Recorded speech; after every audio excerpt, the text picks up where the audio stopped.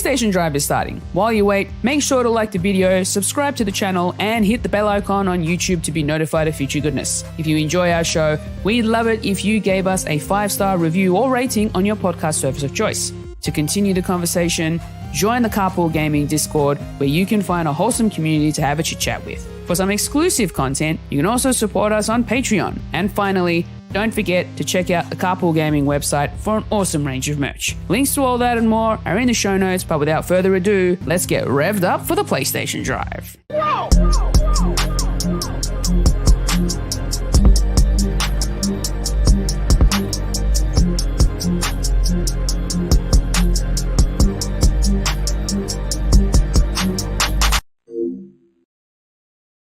What's up, everybody? Welcome on in. This is the PlayStation Drive, episode 145.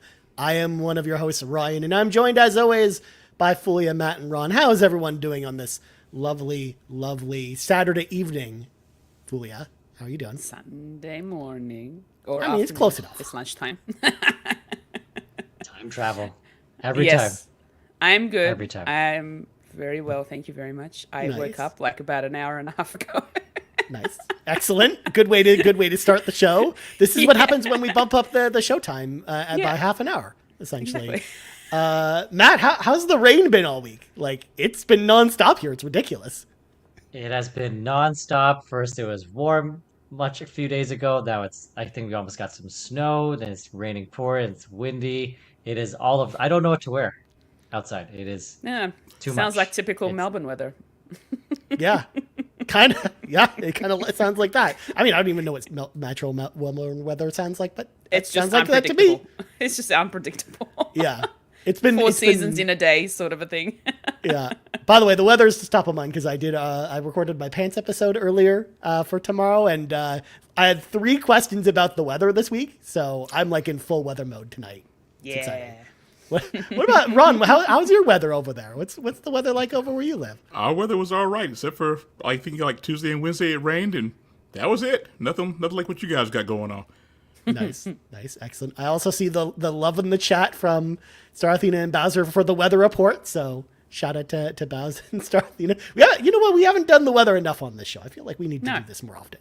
But this is a PlayStation Drive. We talk about PlayStation all the time, except for when we're talking about weather or Pepsi Man. So it's time for us to do some housekeeping.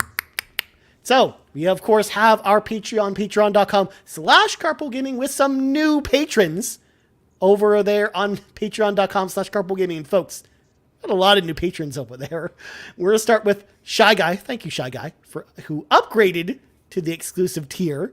So shout out to Shy Guy. We also got Tim Paullin, who became a platinum producer this week. Of course, the platinum tier, the official tier of the PlayStation Drive, because platinum trophies are a thing. Toxic, who joined the gold member tier, the second official tier of the PlayStation Drive, because of course gold trophies are a thing. I mean, Sean Capri might have you think it's an Austin Powers tier, but gold trophies are a thing. It's been a thing long, maybe not as long as Austin Powers, but you know what? We're going to pretend like it has been.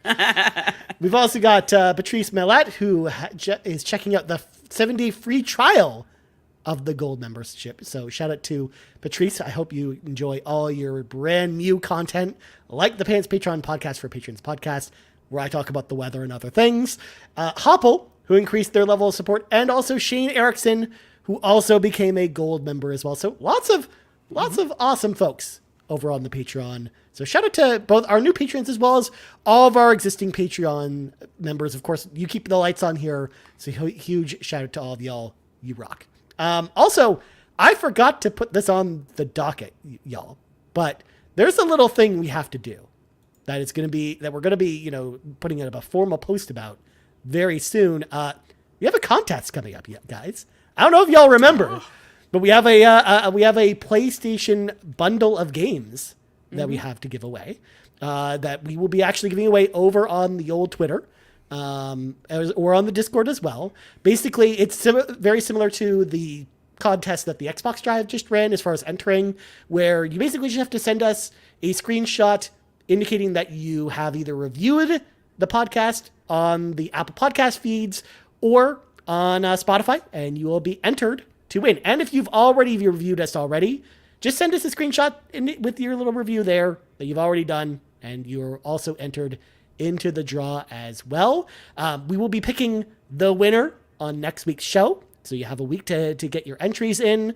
The tweet should be up, I believe, tomorrow, right, Matt? I believe so. Yes, that's the plan. Yeah. So the games we are giving away, of course, these were graciously donated to us by Cwaggy. We have copies of Assassin's Creed Mirage. We've got the Grinch holiday game, because of course we do. We got Far Cry 6, and we got the Crew Motorfest. So all those will be given away. Huge thank you, of course, to Cwaggy in the community for sharing the prize with us. We will be announcing a winner next week. So make sure to head on over to Twitter or Discord. Just tag us in your post, and you'll be entered on the wheel. We're going to be borrowing Ron's wheel for next week. So Ron, make sure to just clear some space on the wheel. No. You guys can just your own. I don't know. We like your I'm wheel. not clearing off We want to anything. use your wheel. That's like 95 come games on. on that thing. I'm not gonna clear that off. Oh, come on, it'll be fun. It'll be fun. Yeah. It's for the friends. It's for the community. Because then I'll have to put them all back. That's not gonna be fun at all. No, you don't. That's the point. We just get rid of it. Matt, I'm muting you. Take that. That's the mute button. Am I supposed Giving to you just the mute mute Matt? button. Yeah. All right, I pressed mute on Matt. He can't talk anymore. Ron, you have to unmute him now, or else he can't. I got him. There you go, Matt. There you go. Thank you. Can't stop. Welcome back to the show, Matt. I appreciate you being here. Thank you. Anyways, let's grab our 8-tracks, pop them in. It is time for the playlist because, folks, we have a lot of stuff to get through today. So, of course, I start, as always, with Ron. What'd you play, man? I should have probably platinumed and finished at least Coffee Talk this week, but I got caught up in Alpha Protocol. I kept talking about it. Yep, I kept talking about it, and I was like, you know what? I'm going to see how the GOG copy is. And I caught myself only playing just the intro level. I was like, I'm going to just do this for about 10 minutes, and I'm done. Didn't happen. Got wrapped all up in it again, and I was just like, Coffee Talk got attention today and yesterday, though. So I made time with that, and it's still enjoyable. Getting in all kinds of advice for relationships, father-daughter struggles, werewolves, vampires, celebrities, supermodels. It's all over the place. But I want to be a barista now, just because of this game. It's great. Yeah. Uh-oh. Yeah, Lachlan in the chat. Another wheel game that Roy isn't playing. Tisk, tisk, tisk. Wow. I'm playing Coffee Talk. Don't be like that, Locke. That was on the wheel. Sheesh. I thought the whole point of the wheel, though, was you couldn't go outside the wheel's control. Well, see, Alpha Protocol's an exception. Exception. Oh, okay. Yeah, the more I play feel like we need a list for Ron made up of the exceptions to the wheel. Like Ryan, proud of you. You should understand. The Yes. more I play Alpha Protocol, the more it's a chance for maybe it to come back. That's it. I mean, please. Sega's never bring back Alpha Protocol. You and I both know that. I mean, we're intelligent people here, Ron. Somebody's got to keep hope alive, Ryan. I mean, the chat seems to agree here. Roy with his own set of rules, according to Lachlan, of course. So proud He's of you. giving me a hard time this week. Jeez. Yeah. I love it. But at least Rybo's in your corner. My boy Roy is getting it done. That's my running mate. Ribo's always got my back. See? It's always helpful to have a farmer in your corner, you know? It's always helpful. So aside from that, I'm one level away from solo leveling, finishing that off. That's a great anime. I'm looking forward to season 2 for that one. Nice. Yeah, I've heard nothing but good buzz about, solo leveling. So it's one I have to watch at some point. But yeah, haven't watched it yet. Matt, how about you? What are you playing, man? Lucky. Still doing the Final Fantasy VII Rebirth. I've spent a bit of time on Costa del Sol doing some more mini games. Got that out of the way. I was talking to Ryan earlier that I'm stuck at a point where I don't need to be, but I'm choosing to be stuck. I'm at the 3rd summon, fighting it at full might and eating a whole serving of humble pie because I put 2 hours into it and still can't do it. I could do it later. Right? I could grind my materia. That's no problem. But I'm like, you know what? No, I need to get good. Refuse to lose. That's what I'm talking about. I refuse to lose. So I'm stacking up hours that don't need to be stacked up. So still on Rebirth, still enjoying it, still choosing to punish myself when I don't have to. Yeah, I mean, the way you talked to me about it before the show was like, you want to go for the platinum, so you have to play the game on hard mode. So like, you have to get good at some point, right? I agree. I have to get good at some point, whether it's at hard mode, the VR challenges, or I can get good now, so that it doesn't hurt so much. I did have humble pie, but I don't want to brag too much. But I did complete the Jules sit-up challenge. Now, if you've played Final Fantasy VII Remake, it's a mini game where you have to do the pull-ups. Some people said that I was very lucky because I did it in 2 tries. I went to look back at the pull-up challenge that Jules does. The sit-up one is way easier because in Final Fantasy VII Remake, the pull-up, like the pattern's all over the place. And I'm pretty sure it changes throughout the minigame. Yep. So it's infuriating. Whereas the sit-up one, it's one pattern. And if you once you get it going, you'll be fine. And then somebody on Reddit said, well, obviously the developers did that because pull-ups are harder in real life and sit-ups are easier in real life. And I was like, I think they made it easier because people hated the pull-ups. I don't know if they wanted a depth of realism. 110% they did that because people are annoyed with the pull-ups in the last game. Like that pull-up challenge in 7 Remake was like very annoying. So I'm glad that they changed it. Yeah, no. So still on Final Fantasy VII Rebirth. That's still my thing. And hopefully one day Fulia will give it a try. Remake? Rebirth? Remake. It's not a no. So I'll take it. We didn't really sell her with the pull-up challenge, though. Yeah, I was about to say. And you know her You can skip the challenge. She starts games and doesn't finish them, so. You know what it's sounding like? This game just sounds like a whole bunch of mini games. That's it. There's nothing else in there. I mean, 7 Rebirth to me also sounds like a bunch of mini games. 7 Remake is not. 7 Remake has mini games, but it's like there are very few. But Rebirth is like a big open world game, and it sounds like it's just full of mini games. Yeah, there's quite a bit. I think it's only necessary though if you're going for the platinum though. Fulia, you can skip those if you want to. You can skip them. If I ever get around to playing either of those games, there is no way in hell I'm platinuming them. Yeah. No, don't say that. You can platinum Remake. Excuse me, I haven't even platinum 16 yet. You're really gonna think I'm gonna do it for 7 Remake? Yeah. Oh, no. Someone's coming with the full-on sass. Well, he was just trying to hurt you. There we go. Far out. You know, I feel like I need some kind of graphic that's like the far out count that we need to start adding to the show every time the words far out are spoken on the show going forward. It's a thing now. I'm even saying it even more now, as Fulia knows. Look, I will say it is a very Australian phrase. Like, I hear it all the time, every day at work. It is something that we all say here. Oh, you hear that, fellas? We're honorary Australians now. Yes. I mean, use it here too. Ron, that statement's far out. Just get out of here with that nonsense. Matt doesn't even know how to use it. Yeah. That's the best part. I use it how I want to use it. Yeah, that's right, Matt. Just drop it when you wanna. Look, they're just words. You can use them how you want. Thank you. I guess. It's all about the delivery and the tone of it, right? That's right. Same context, that's right. though. Yeah. I'll make it work. We do though have the 16 DLC coming this week, Fulia.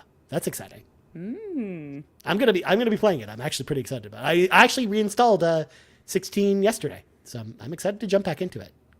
Maybe fight a big fish. You know, get some big fish powers. It's gonna be great. But Fulia, what'd you play?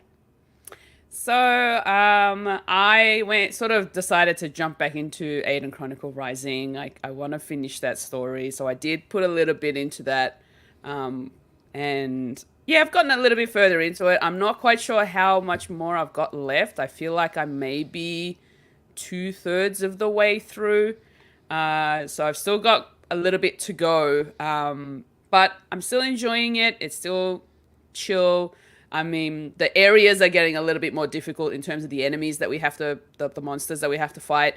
So it means that I also have to make sure that my characters are all leveled up and stuff. So, but it's getting a little bit more challenging, but I don't mind. It's still kind of chill. I'm enjoying it, and I want to make sure that I've finished it by the time 100 Heroes comes out, which is very soon, by the way. Yes. In fact, some of my friends already have it. Their physical copies came in on Friday. Wow. Yeah, I think a bunch of retailers were shipping it early, and I know a lot of Kickstarter backers already got their copies. Okay. So it's out there. The game is out there, which is exciting. We'll see how we go with that. The other thing I will mention this week, I did also get a chance to sort of step away from Aiden Chronicle and played a few demos that I came across on the PlayStation store. So I was just sort of scrolling through to see what demos were available. And one of them was for Dredge. So I've been actually kind of curious about Dredge. I didn't know whether or not I would actually enjoy it. But then when I found out that there's also a passive mode in this game, I was like, cool, I'm going to switch that on and play the demo in passive mode. So I don't get the scary spooks while playing the game. Isn't that the point of the game, though? Yeah, but it's also a nice chill fishing game, and I think I like it that way more. Okay. I was gonna say, make it your game. That's fine. Yeah. I feel like, Ron, they wouldn't include a mode like that in there if it wasn't. I didn't even know that mode existed. I don't know, but hey, I think it was a recent. I think it's a recent update that they added in passive mode. Oh, so okay. It didn't come out at launch. So yeah, I've played a little bit of the Dredge demo. I'm sort of enjoying the chill fishing aspect of it all. I know that there are things that happen that if you're out in the waters a bit too late in the nighttime, something happens because there's like a meter, like your anxiety meter sort of pops up, and I'm not sure whether the fact, because I've got passive mode on, I'm not sure whether it's supposed to do anything. I think there's supposed to be something there if you're just on normal mode, but in passive mode it doesn't really do anything except tell you it's getting dark, go back and dock. Or else. Bad thing. Yeah, exactly. Yeah. I have damaged my boat a couple of times because I'm also playing it on the PlayStation. Controlling the boat is a little weird. And it's sometimes the way that it moves around, it gets you to like just the movement of the boat itself in the water ends up crashing into some of the rocks and stuff if you're too close, because of the way that you have to turn your boat around. And yeah, I've had to repair a couple times, but because it's also a demo, a lot of the features are kind of locked off, like using parts to upgrade your boat and stuff like that. So I've only managed to like add a couple of things, like an extra fishing rod, because certain fishing rods are used for certain areas of fishing. So you can use one for coastal fish, another one can be used for oceanic fish. So it just really depends on your upgrades on your boat in order to catch those different types of fish. So, yeah. And then you're also dredging, because, you know, the name of the game is Dredge. I mean, it's right there. You're dredging for stuff in the water. But yeah, it's actually not bad. I don't mind it. I'm probably not going to immediately get it because I don't think it's sold me 100% to go and get it. But it was nice for the demo. And this is why I play demos. Yeah. Well, yeah, that's why demos are there, right? To try out games. But exactly. I will tell you, yes. that the entire time you were describing this game to me, Fulia, because I've heard, good things about this game, but I didn't really know what you did in this game. All I imagined was this is just the spiritual successor to the NES game based off the hit movie Jaws, done by LJN, where you're traveling around in the sea by boat. You're trying to kill Jaws, and you're upgrading your boat, and you've got to repair your boat and stuff. And it's like all the things you described, you also do in Jaws on the NES. So that's just what I thought of with that. Yeah. Game.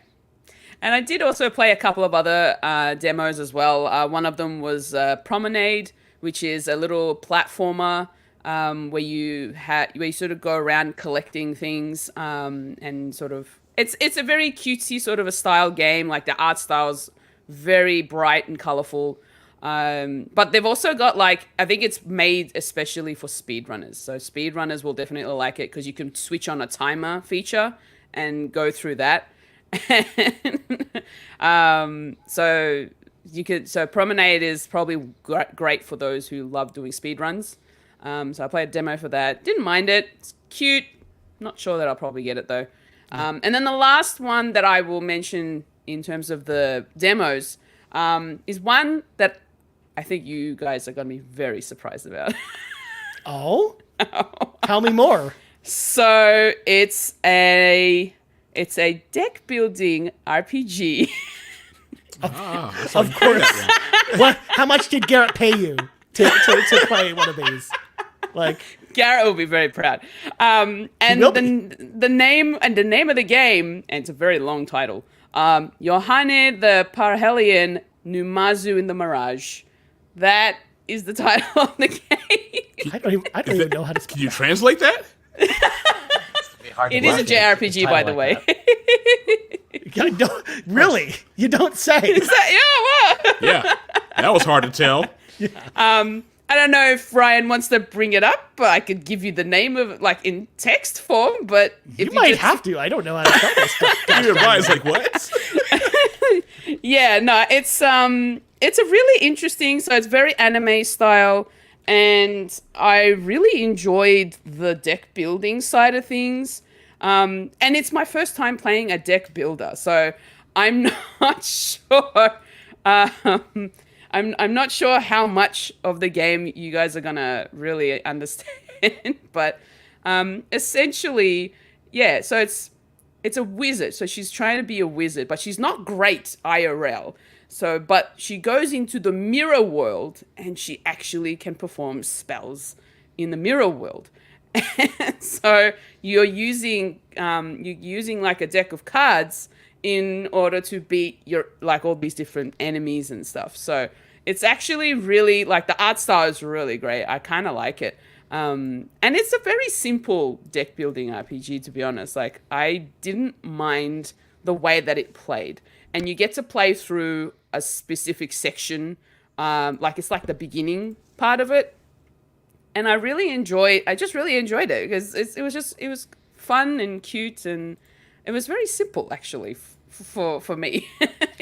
Now, see, here's the thing for you. I think I found the trailer for it. No, I don't know if that's the one. I was going to say, this has nothing to do with cards, not because it. this is the only thing that came up when I put in. No. Hold on. I didn't give you. I didn't give you the full. What was the rest of it? Because I was going to say, this is like a cool integrates looking game, but, like, I don't see any cards here. This is that's the subtitle. I just sent it to you in the chat. Okay. It should be Parhelion. I've missed that. I was going to say, that's what I got here, but. Yeah, yes, Ron. So, Koala, since you're playing RPGs with cards, I would like to suggest, and Matt will also suggest this as well, Voice of Cards is a very good series that you should invest in. It has cards, and it's an RPG, and it has very good stories. Mm-hmm. Is it story. easy? This Yes. is the one I was. I I don't was going think to say, it's I think I hard. found it. Yeah. Yeah, so it's very cutesy, sort of an anime art style, and then so it sort of this is literally just the start of it. Yeah, I was going to say, because, like, there isn't like story a story trailer or anything, but there's like this is like a long play of it. So this is essentially what it is. So you come across these mikan, they're apparently oranges. And they're using, it's just really weird, the art style. They're using their peels as their bodies.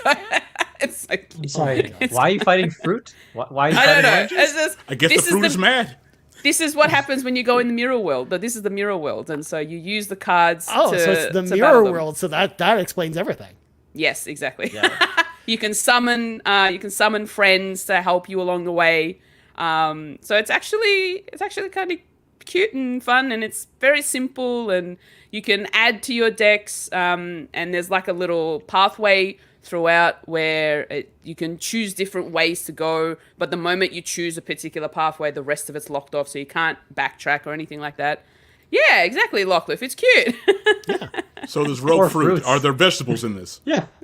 There's other monsters in there too, but there's also mirror versions of the friends I was going to say, from can I the find other actual monsters? world. No, it looks mostly just There is a fruit- boss fruit battle enemy. by the end of the pathway, but I'm not Like sure this? whether or not. Big I crab. What is that? Oh, okay. What is that? It's a crab. It's a kabuki crab. I haven't come across that, but yeah. But yeah, so this is essentially the demo that is I played going through. on? I really enjoyed it. It's good. It's a good fun. Yeah. I've wish listed it, so I think I might pick this up when it's on sale. I mean, whatever gets you into some more RPGs is fine. RPGs are life. This is fine. I will tell you, I kind of want to try this now. I kind of want to try and play this game, see what that's like. I kind of want to It's know. very- Demo. It's very simple. It is like it wasn't hard for me to get into, honestly. Yeah. Like for someone like me who's never played a deck building game before. No, I think the confusion comes up because this was actually a spin-off of like that Metroidvania game that I pulled up earlier. Like they're both in the same series with the same character in like this in the Mirrorverse, but it's like one's a Metroidvania and one's a card game. So, Okay. Yeah. but they're both made by Inti Creates. So like, Yeah. I'm interested to learn more because I've never heard of this. So Yeah. So this was actually kind of cool. And the last thing I'll mention is something that I watched. Since everybody else is going to be bringing something to watch. Oh, we'll be later bringing on. something in a second. And speaking of anime, I've been watching a little bit of anime, and this week I actually started watching Haikyuu. And Yes. I've been really enjoying Haikyuu. Yes. Nice. S tier anime. Good job. Good job. Yeah, it's really fun. I really enjoy the characters. They're very entertaining. They're very intense. Volleyball players. But because they brought it over to Netflix, it was my chance to sort of check it out. Okay. So I thought, but the only thing is it's in Japanese dub only. So I was like, it just means I'm going to have to focus on what's being said and I have to read the subtitles, which is fine. But yeah, it's good fun. I'm probably maybe about 2/3 of the way through this season, the first season. Okay. So I think I'm up to like episode 15 right now. So yeah, it's good fun. Once the tournament starts, that's where it's going to get going. Oh, I've done the training camp. Training camp is finished, and then whatever's after that is where I'm continuing These on upcoming with. seasons, you're going to love it. Nice. Looking forward to it. Sweet. Love talking about anime. Well, you know what? I'll mention anime in a second. But first, let's talk about the games I played. Because Yes. I'm of course playing more Final Fantasy 14. You don't need to hear me talk about that. In fact, I don't know if y'all caught the Final Fantasy 14 live letter this week, because they do a live letter to kind of update, tell people about the updates of the game.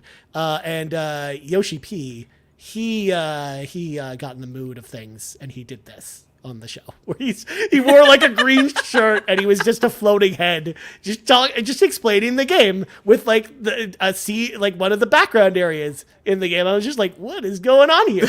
What am I watching right now? Yoshi P is wild, man.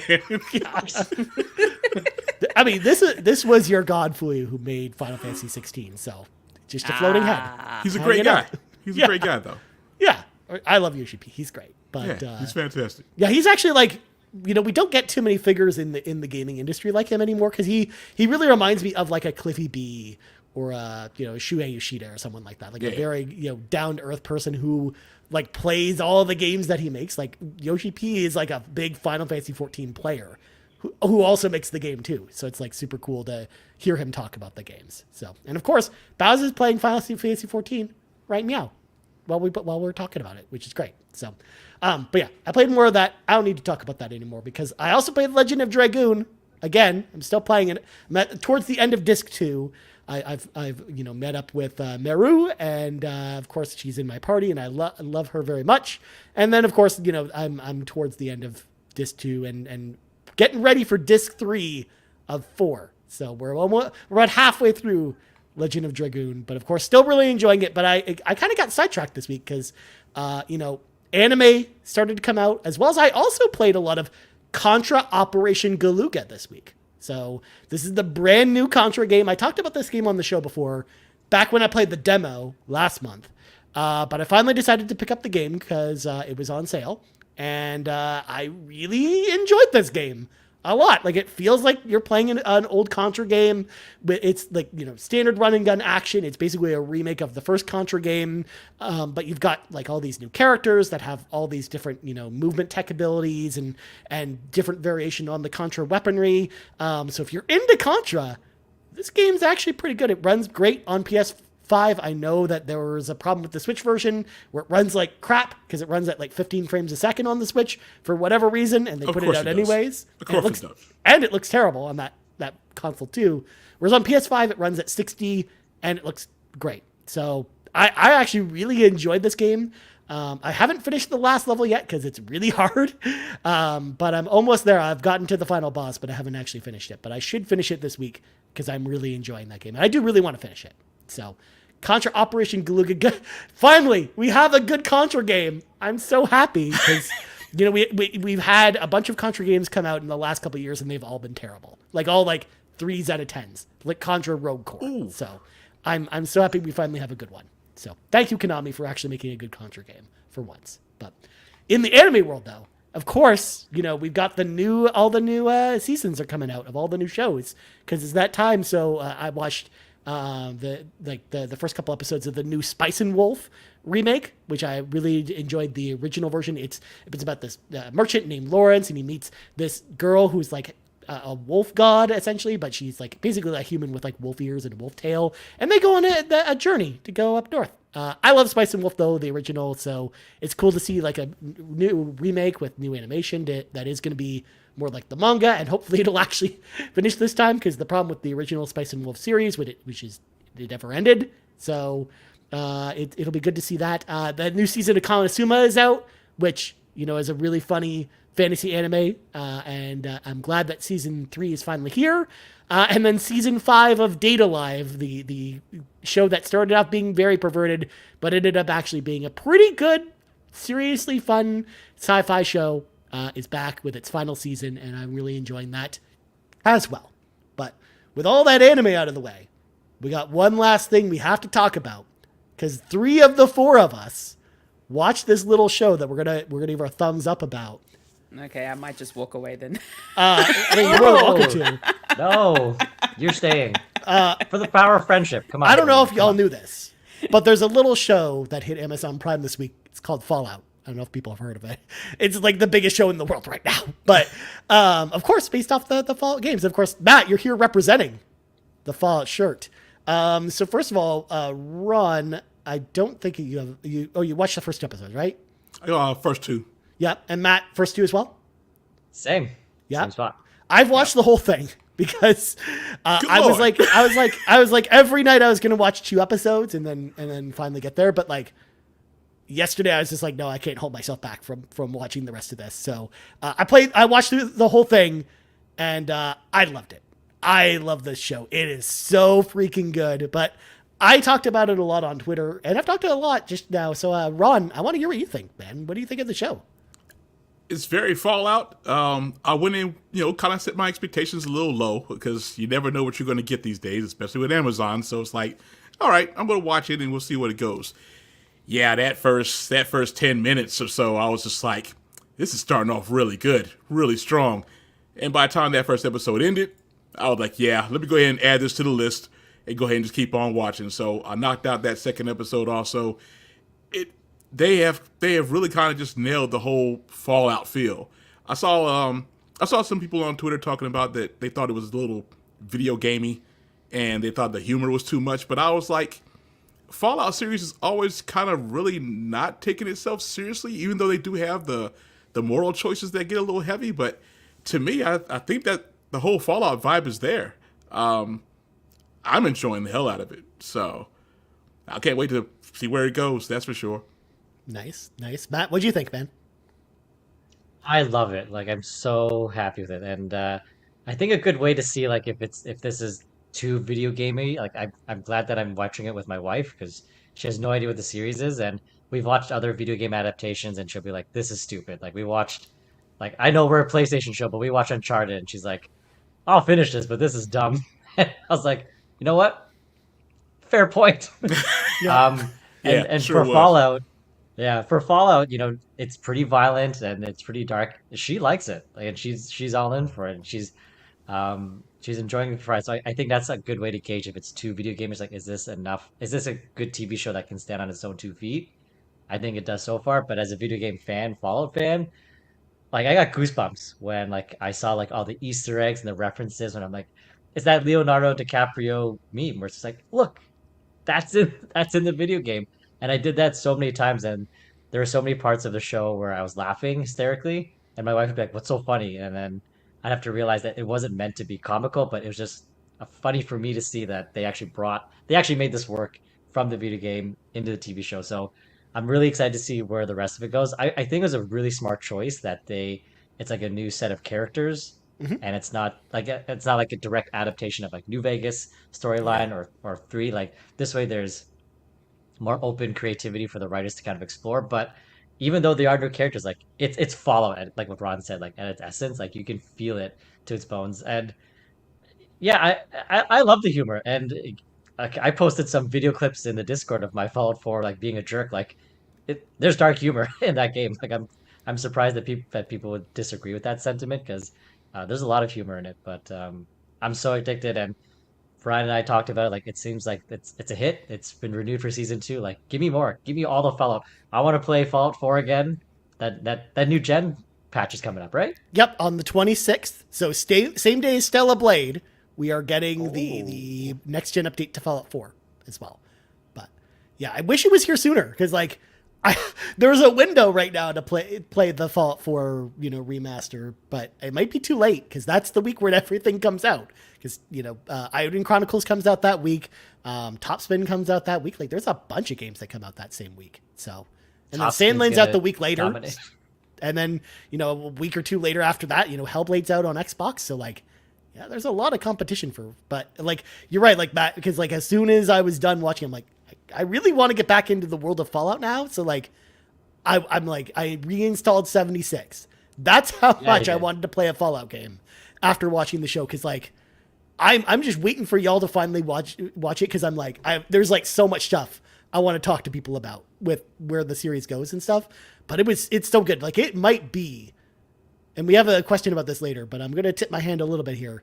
It might be my favorite video game adaptation ever, which says a lot. Cause like The Last of Us last year was already very impressive. Like I loved The Last of Us as well, but I don't know, man. I actually think this is better than Last of Us. So that says a lot. So especially as someone who likes Fallout, like I think for someone who knows the games, like you really get more out of it. I think I definitely think it's approachable for new people, but it really feels like you're watching Fallout 5 in a lot of ways because it takes place after Fallout 4. There's a ton of references that happen to the events after Fallout 4. You also see a lot of the aftermath of both Fallout 4 and Fallout New Vegas in the show. So it really feels like that next entry because it's going to be a while before we get actual factual Fallout 5, the game. Right. So, it feels like a great kind of in between for that. So yeah, I loved it. Can't wait for season 2. And I'm sure we'll be talking about it more because I know the rest of the Carpool Gaming crew as well. Like a lot of us are watching the show. So we're probably going to we might do something with this. Who knows? Who knows? Also, Sean points out, dude, CPG is literally doing 76. Garrett was playing today. Fee, myself, Bowser, we were all talking about playing it. So yeah, I think a lot of us on the team are going to be jumping into it as well. But is it free to play? Is it free to play, or you have to buy it? It is on sale right now for like $10. It was also free as part of PlayStation Plus Essential a long time ago, so you might already have it in your library. It's also free on Epic Game Store right now. It's also on Game Pass. It's also on PS Plus Extra. Yes. So loophole. It is literally on every subscription service under the sun at the moment. So okay. I'm good. It's on Game Pass. Loophole. Thank you. I mean, it's a Fallout game, of course it is. But obviously, Fulia, I think the barrier for you is the gore, right? Yeah. It's pretty cool. Like I've watched the trailer, and that was already enough to turn me away. I'm like, nah, sorry. Yeah.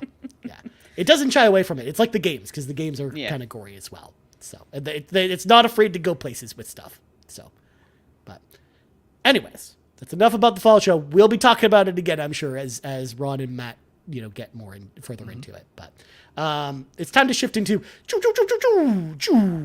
topic of the week. So, of course, we're to talk about a little bit of a theme that has been running across the other Carpool Gaming shows. Of course, we as the PlayStation Drive, couldn't sit idly by while other shows talked about underrated games, whether it's underrated games on Game Pass, games that, just didn't get the appreciation they deserved, or underrated games on NSO. We're just going to talk about underrated games on the PlayStation platform.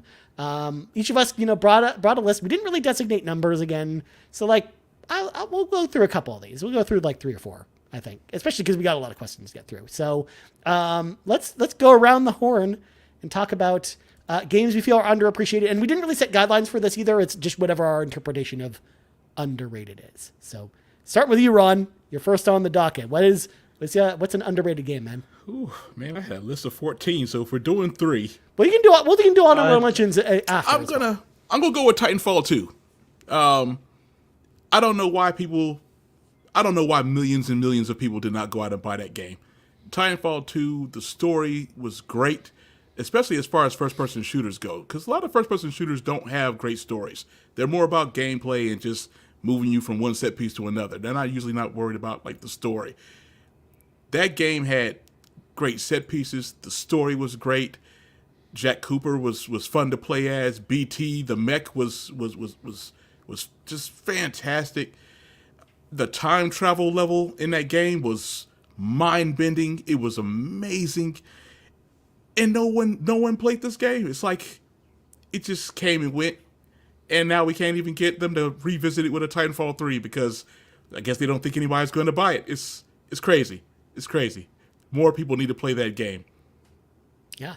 It actually reminds me of the story that we saw crop up this week with Dead Space, the remake, where like they like that series is basically dead in the water too after like an amazing remake of Dead Space. So like, yeah, EA is kind of over there not taking any risks at this point. Like if the last game didn't sell, it's kind of on ice is kind of their philosophy at this point, which is too bad because it launched at the worst possible time because we know the story, Ron, where it launched sandwiched between Call of Duty and Battlefield. That was a bad look, man. It's a shame. And one of those games was from EA, so it makes it even worse when you think about it. But yeah, that's a good one. Matt, what's your first one, man? I think it's criminal that Marvel's Guardians of the Galaxy did not sell as well as it should have, or was critically acclaimed the way I think it is, and the way who owns that property again? Was it Eidos or Square Enix? Square Enix, right? Well, Eidos developed it. I was gonna say Eidos developed it when they were part of Square Enix, but now they're owned by Embracer Group. Yeah. So that game is fantastic. Like I'm not even a big fan of Guardians of the Galaxies, like even like the movies. Like I've watched them, I thought they were fine. So when the game came out with the trailer, like when I watched the trailer, I'm not gonna lie, like I thought it was like very meh. Like the combat looked very boring and very repetitive. So I did wait for a sale. And when I picked it up, I was blown away by how good the combat was, how the soundtrack was a banger. I think we all knew that. But the story and the characters is what got me. Like I thought they did, in my opinion, this is my favorite interpretation of the Guardians of the Galaxy over the James Gunn's movie. I thought what they did with Drax, there's way more depth to him as a character. Like I got emotional, and that's not something that the movies were able to do. And just even who else was it? Even like Star-Lord, like there's a different side to him, and I think there's a good choice that they didn't try to imitate the movies, but they made their own interpretation of it, and it was phenomenal. Like when I played it, I was like, it was like a games game, right? Like it's so much flash, great music, like give me that Persona 5 vibe, and I loved it. I got the platinum for it, and then to see people say it's mid, and then the company said like they're not gonna make it anymore. It's like it's heartbreaking because there's not that many good adaptations of many video game like superhero properties, like besides like outside of like I don't know, Spider-Man, Batman Arkham series, and there's a few more coming up, but I thought this was fantastic and I really wanted more, and it's a shame that like it got poo-pooed all over. Great pick, man. Great pick. Yeah, for sure. Like actually that was a game, I'm glad you brought up the original reaction, because like I remember when we saw the reveal of that at E3 that year, or Summer Game Fest, I can't remember which one it was back then. And I was on the live stream, I think with Sean and a couple others, and we were watching the Guardians of the Galaxy fighting gelatinous cubes, and we were like, what the heck is this game? That was like, not a good trailer. Yeah. No. It was not. None of us were excited about that game. And it was really surprising to see people like the reviewers, get behind that game. Because I agree with you. I think that's actually a great pick, Matt, because I think that game's awesome. And not enough people played it. And it's very cheap, so I mean, I don't think they're gonna make anymore. But I think if you want a good experience, even if you're not a fan of Guardians of the Galaxy, like I said, they're not my favorite superheroes. You'll still love it. Like it's such a good game, and it's a great self-contained story too, because like it's not. I don't think it even really sets up for a sequel at all. So I like the fact that there isn't a sequel coming out. I think that's okay because it's a good like one-off kind of story with the Guardians. Yeah, but nothing wrong with that. Yeah. All right, Fuya, hit us with a game. Well, I'm going to start off with the actual thumbnail from today's show, and that's Superliminal. I actually haven't finished it. However, it's a really interesting puzzle game. And this was a backtrackers game from, I think it was like a couple of months ago. And yeah, I really kind of enjoyed going through and trying to figure out the different types of areas, then the rooms that you walk into. I did get lost at a certain point, so I was just like, I don't know where I'm supposed to go, because there's not really a lot of instructions, though. That's the only thing I will say about this game. There's not really much to guide you with in terms of what you need to do, but it's almost like, kind of like Portal in the way that you have to figure out where to put the portals, where in this game, where depending on how far away or close up you pick up an object, that's how big it's going to look to you. And then depending on how far away you place it, that's how big it's going to look as well when you walk up to it after you've placed it. So it's really trippy in that sense, because it's like, it really depends on your perspective, essentially. So it's all about perspective. So it's really interesting puzzle game. I do intend on finishing it at some point. But yes, Matt. Do you have any idea of where the story is going? Because it's quite... I have no clue. It's quite No vague. clue. It is no clue. I know you're stuck. That's why I was like, I hope you finish it, because the way the game presents itself, it's like a trippy puzzle game, and it's really like dry humor. There's actually a pretty deep message at the end of the game, but you do have to get to the end. So Right. if you can do it, it's worth it. Well, She's here's not going the to finish thing. it. For some reason, Ron.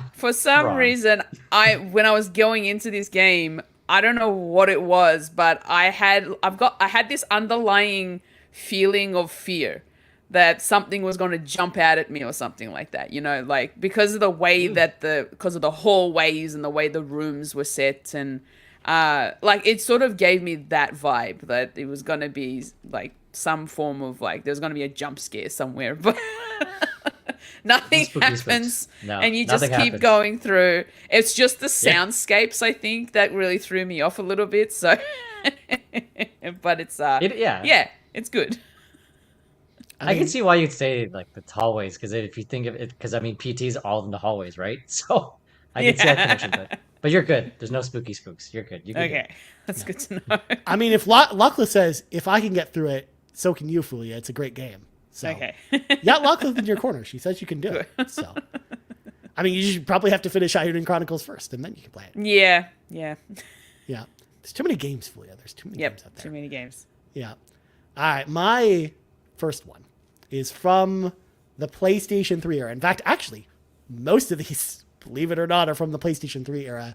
My first one is actually a Sony first-party published game, but it was published with Quantic Dream, so it's more of a second-party game, I guess. But this one was not Heavy Rain and not Detroit Become Human, but the one in the middle, Beyond Two Souls, a game that everyone forgets even existed, where, you know, you're starring as, a psychic girl who has this mind link to this, to her, dead twin brother who died during childbirth, but they're psychically connected, but he has the ability to like move stuff in the real world. So it's almost like she has like psychic powers. So she's almost like Carrie in a lot of ways. And I love just the fact that this game has like this great narrative talking about like following her from when she was a child to when she's a teenager to when she's an adult, and she's like recruited into the army, and she's going out there to other countries and, doing assassination missions and stuff. And then her on the run and all this other stuff was like really, really, really cool. And I know like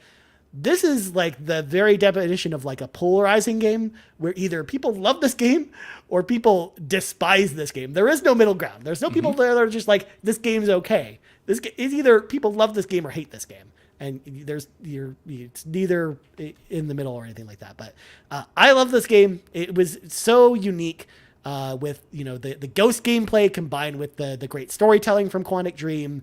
I thought it was a great follow-up to Heavy Rain, doing something completely different with it, and really just focusing on one character, Jodie, and really getting to know her as a character. And I thought it was great. And it's a game that everyone forgets about, but it is available on modern platforms because it did get a PS4 re-release.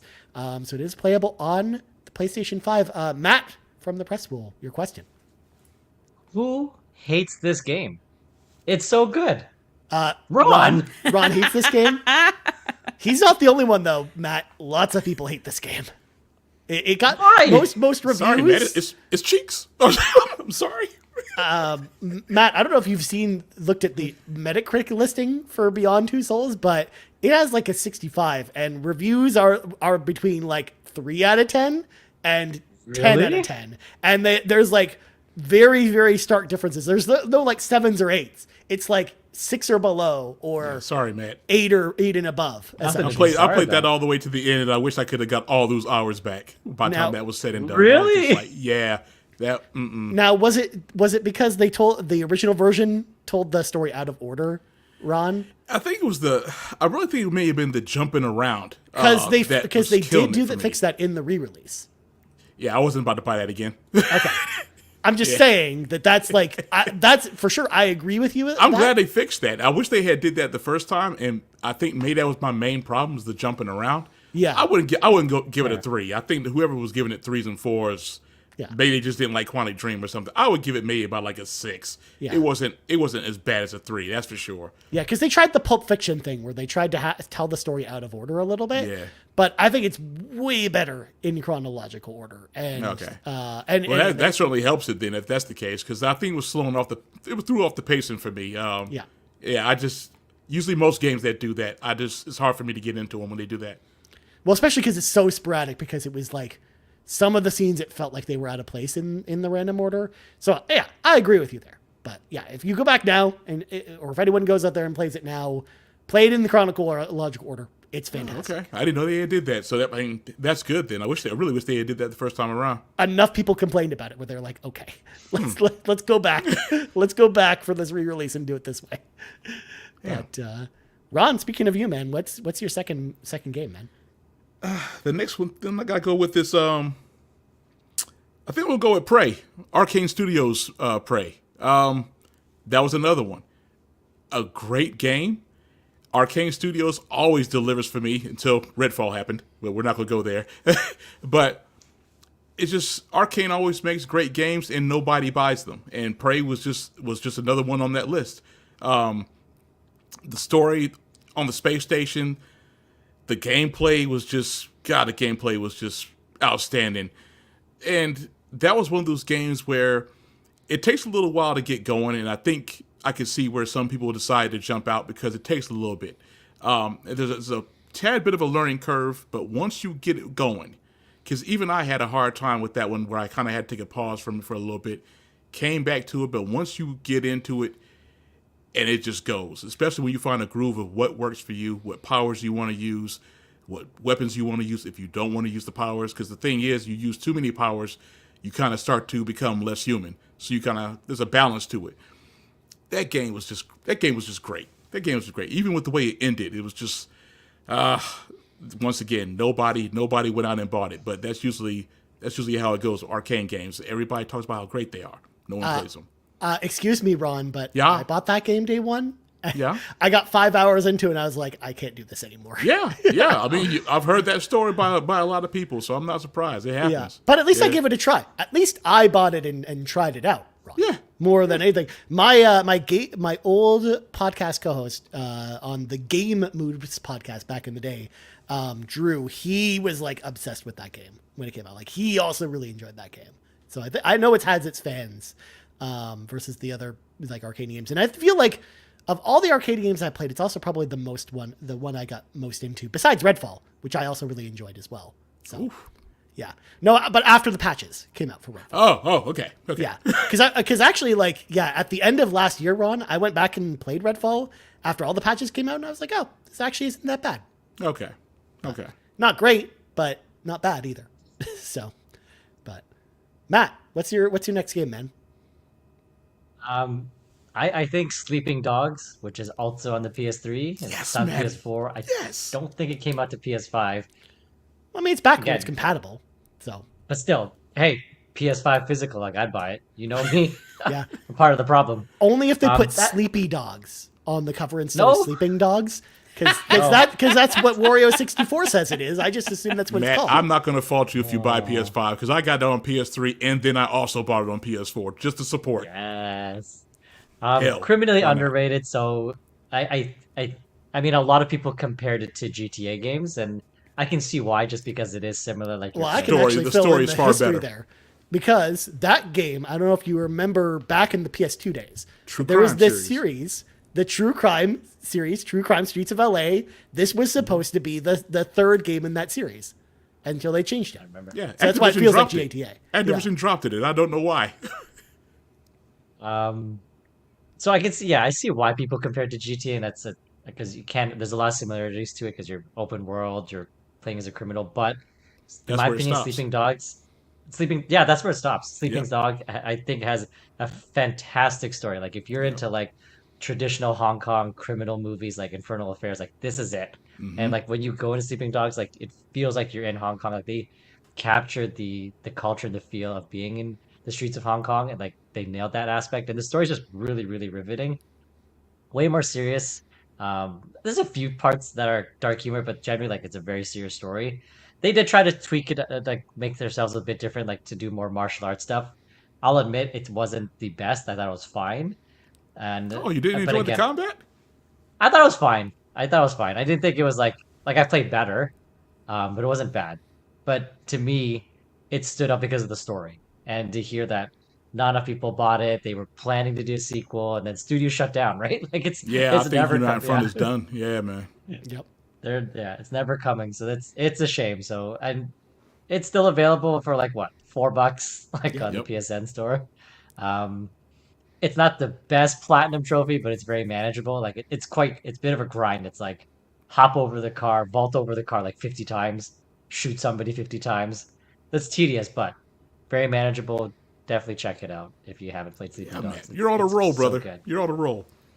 Always on a roll with my picks. Wait, But not always. Not Wait. always. wait, hold on. Fulia and I aren't on rolls? Is that what you're trying to say? No, I'm not saying that at all. I'm not saying that at all. That's what I'm sensing. I'm very in tune with Matt's picks, though. That's the difference. That's fair. That's Always Yeah. a tune. Respectfully, of course, though, right? Of course. That isn't going to work here. What? No. It's fine. It's fine. Because it's Fulia's turn next, and I see that she's got something queued up for us. Yeah. So my next game that I've not heard anyone talk about because it's something that I actually just came across on a whim on the PlayStation Store, and that's Active Neurons. it's a puzzle game that I actually kind of enjoyed playing through, and it's really chill, and the music's great, and it's essentially you're a little cube, and you have to maneuver your way around the courses.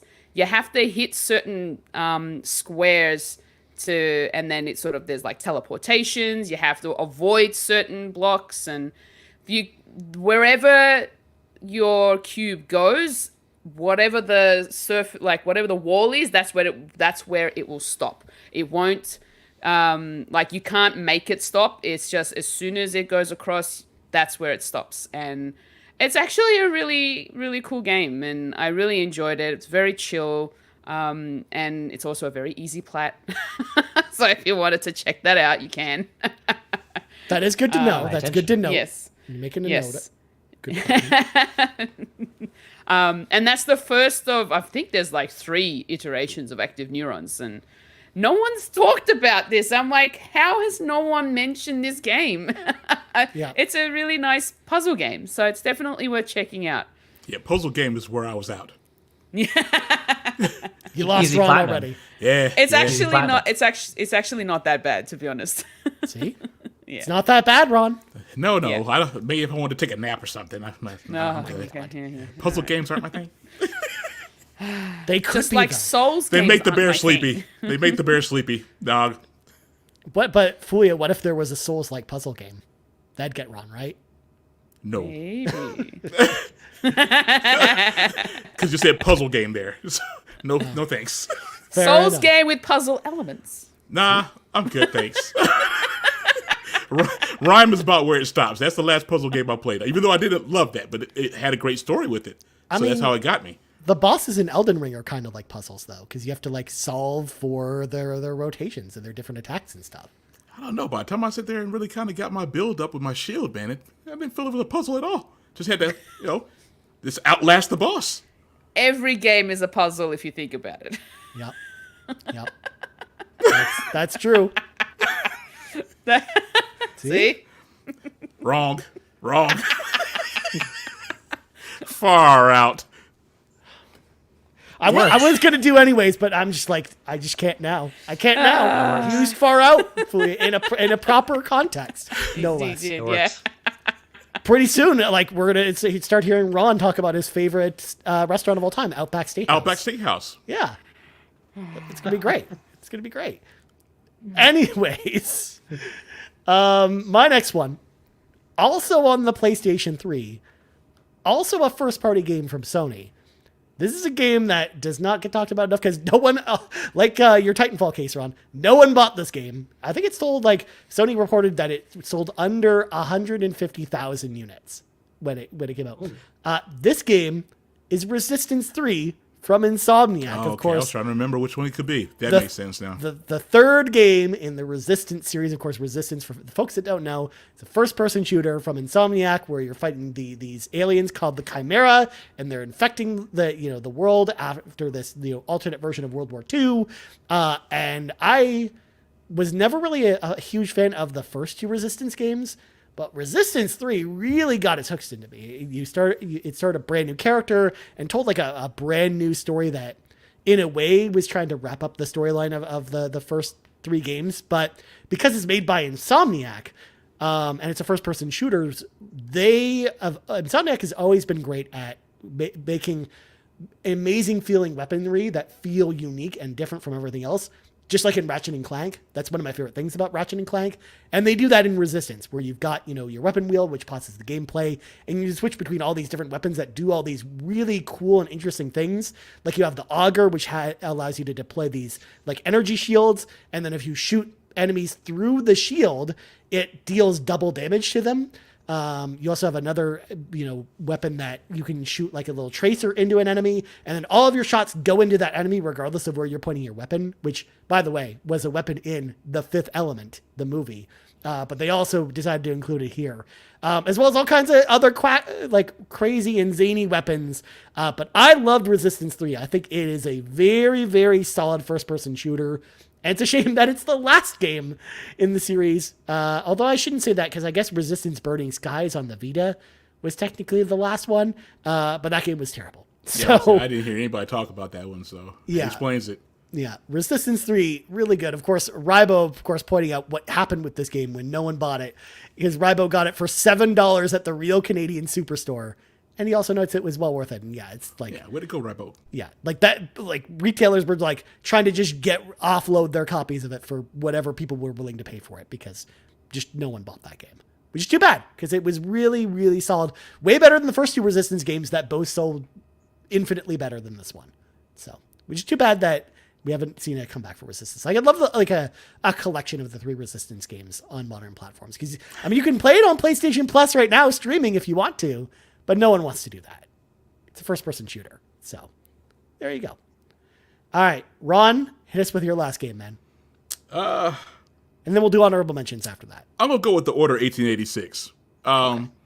That's another one that was just great, a great game, and So good. once again, no one bought it. There was a whole bunch of complaints about it, but I'm like, I just didn't feel that way about it. Especially with the cliffhanger ending, it really hurts that we are not going to get a sequel to that. I enjoyed the game. Yes, the gameplay was not the most fantastic shooter that you'll ever get, but it was solid. It was just solid. The story was really great. I enjoyed the characters. Lady Igraine, respectfully, just Of course. come on. That game should have sold more. But once again, great game. Nobody bought it. I think what hurt that game was the length, because it is quite. It's pretty It's short. quite right, short. Ron? Like, It is. It's like 6 hours, and I'm pretty sure it was marketed as AAA.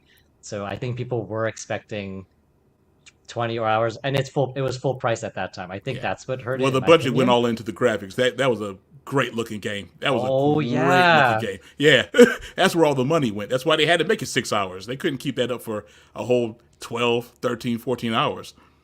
It was a powerhouse in terms of graphics. It's true. Yeah. But yeah, I feel the same way. Like, they did such great world building in there I don't know why they just couldn't take what they had, continue with it, lessen the budget, take the feedback. It's shocking that they're like, we'll just toss this IP to the Yeah. side And I think and that never use developer it. went on to do like some kind of smaller game, and I haven't heard of him since.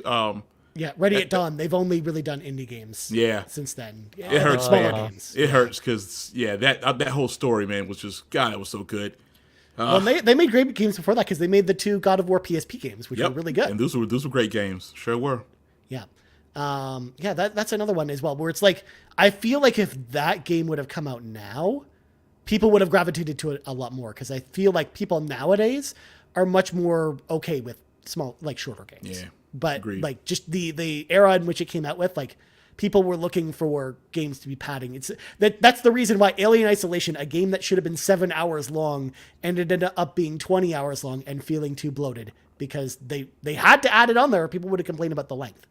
So, yeah. Nice. All right, Matt, give us your last game, man. It bothers me so much that people poo-poo on this game and that it's stuck. I'm pretty sure it's stuck on the PS3 and 360, which is Batman Arkham Origins. I mean, even WB acts like this game doesn't exist. Well, hold the phone. It's available to stream through PlayStation Plus Premium. Give me a physical, Ryan. Like, let me buy it again. The PS4. Even physical or digital. I don't count streaming. Yeah, I'm with Let Matt. me buy it again. Give me the real game. That game is fantastic. Like, is it a true sequel to Arkham City? I would say no, like, because it didn't introduce that many different mechanics compared to Arkham City, but the story was definitely brand new. I know they had I know people had an issue with new voice acting. Yeah, well, it was a prequel. It made sense to. I thought it was fine. Troy Baker did an excellent job as the Joker, and they had a new voice actor for Batman. I thought it was fine. Story was great, and to me, it was just as competent as Arkham City, just in a new setting. And so it didn't improve in any sense, but it wasn't like a step backwards that people the way people make it sound like this game is what Ron would say it's cheeks. It's not cheeks. It's not at cheeks. all. Yeah. At all. Yeah. By any means. I thought it was better than Arkham Knight. That's for damn sure. See, we really are in tune. I don't know what's happening today. It must be a full moon because I guess it's a full moon. I would argue that it is better than Arkham Knight in many ways. And Arkham Knight, the story was predictable. I mean, there's new combat systems, but to be quite honest, like that, fighting those tanks. Yeah, man, that like, tank crap. Oh. It's bad. It is bad. And Arkham Origins doesn't have anything. Like, I can't find anything that's wrong with it. Like, I can't find any major flaw to it. And I don't understand why even WB doesn't act like it exists, because they re-released like Arkham Asylum and Arkham City for next gen. They never mention Arkham Origins. Yon32 in the chat says he doesn't like this. He misses the bickering. Yes, I agree. I can't help it. Y'all are too friendly. This is just the way it happens. Brothers sometimes argue, and then sometimes we don't. I don't like this, Flea. They're going to team up on us I soon. know. They're going to realize that they hold the power. I don't know about that. It just happens sometimes. But Yeah, it just Arkham happens Origins, sometimes. He's on one today. Arkham Origins, like it's such a shame. Like I don't understand it at all, to be quite honest. I don't know how to review it critically, but I know the internet chat is I think it did decent. I thought it was like a 75. Yeah, it did like in the 70s. Yeah. It's more than 75. Like, Oh, I agree. I don't get it. Believe me, I don't agree get with it. you. I went in with I low don't expectations, and I was like, "This is a damn good game." it is very good. Yeah. Yeah, man. I don't know. I don't know. Nice. All right. Fulia, hit us with your last game, which I already see is queued up as well. Yes. So this one is probably going to really get the cozy gamers really interested. Oh, no. And this is Teacup. It's a really cute little game. You're a frog. You're on a little adventure to find all your different types of tea leaves. You're also going around helping out, fellow, community members, trying to help them find different types of tea. And, they also have their own little quests and stuff. It's got really cute maps. And it's just the art style, just look how pretty that is. It's just so nice and it's so chill. The music is great and you're just there to help people out and drink tea. Oh, Ron from the press pool. Yes. Is it real tea or medicinal tea? Well, it's mostly real tea. Mostly? Mostly. There might be one tea that might be a little hallucinogenic. Hey, Ron, look, puzzles. Ah. He's out. Ron's out. Yeah. Puzzles. Yeah. There are a couple of puzzles. Those puzzles aren't bad. Cozy puzzles are fine. Cozy puzzles are great. Yeah, cozy puzzles are fine. And you get to chill with your friends and stuff. So I don't think teacup is my style, but it does look cozy. It does look cozy. it is a very cozy game. Very cozy game. I would highly recommend it. I feel like Lockleth would. I think she mentioned that she wanted to check this one out at one point. So it's definitely a Lockleth game. I can really tell Lock you is that. a fan, eh? Yes. Yes. Probably. Okay. I mean, that seems like a game totally up her alley, so of course. Yeah, yeah, for sure. Yeah, and it was one of those, just like random finds for me as well. So as I was sort of scrolling through the cozy games category, and this one was one of the ones that popped up, and I really enjoyed it. Also, a fairly simple plat. Nice. See, This is a platinum that you received already. Is that what you're telling us? I got this platinum ages ago. Oh, did you? I don't recall. I don't recall you telling me and Matt anything about this. This might have been a pre, squirrel bear koala meetup. platinum. She apparently has that so many doesn't work. platinums. She Yeah. just forgets the dimension. She has so many. Keeping secrets, lost getting count. secret platinums now is what we're doing. Okay. I feel like It was it's a okay long to do time that. ago. Okay. Cozy, you say? Yeah, I was just gonna do say you summoned Lockleth in the chat. That's what I was about to say. Definitely. I know that you're gonna like it, Lockleth. Definitely check out Teacup. Yeah, check out Teacup Lockleth.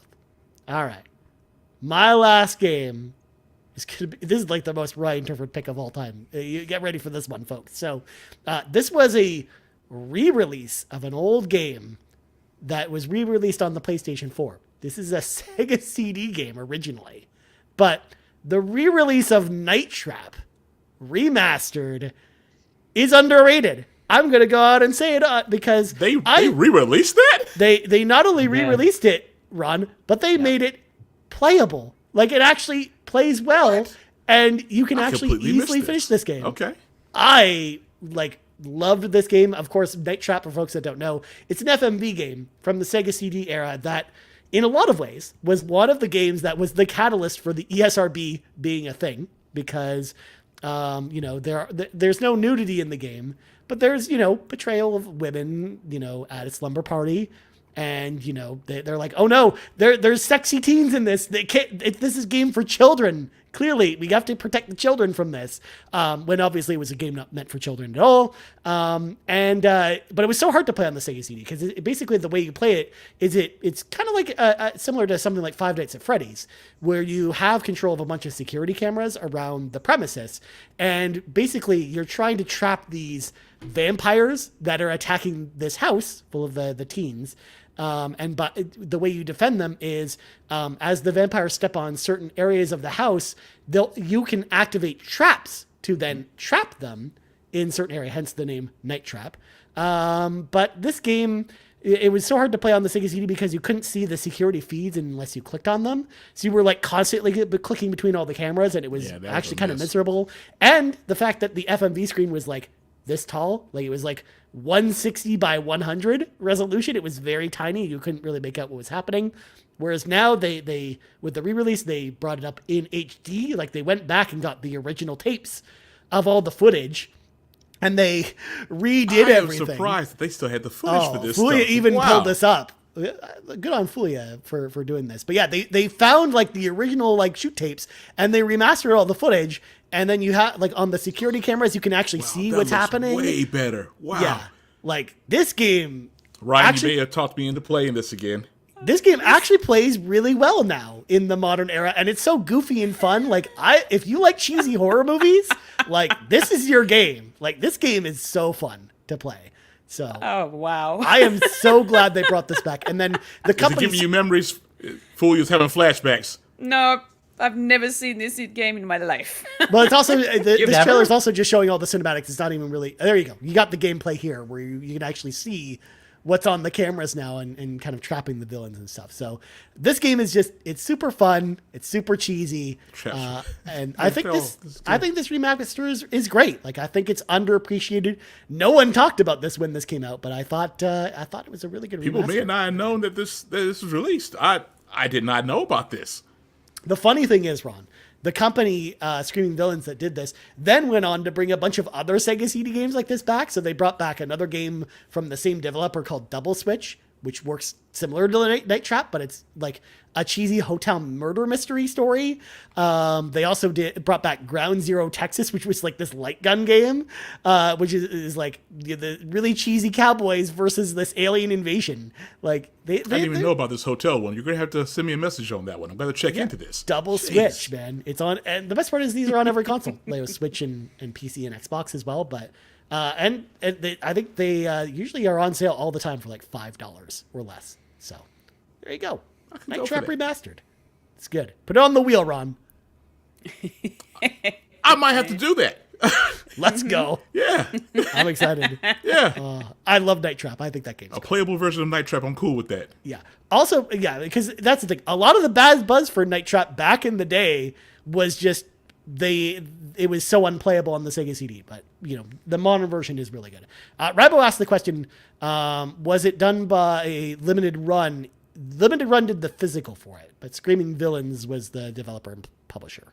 So this was before Limited Run was actually publishing a lot of games. But I know Limited Run did Corpse Killer, which was another game in like these line of games as well. So anyways, we've come to honorable mentions before we go to the list of questions and inquiries. Ron, you said you had like 14 games. I'll just run through real quick. Spec Ops: The Line, that's one that people slept on. That was a good one. Enslaved Odyssey to the West, people didn't buy that. They should have. To me, that's like one of Ninja Theory's best ones. Okami, that was another one that people slept on. Vanquish, and Binary Domain, and Tacoma. All of those. It's a good list, man. It's a good list. Matt or Fuli, did you guys have any other honorable mentions? Oh yeah, I got like 11 games. I think this was tough. Oh yeah. Puppeteer, which is on the PS3. Oh, yes! I don't even like platformers. Like I'm really bad at that. But even I can appreciate the Puppeteer.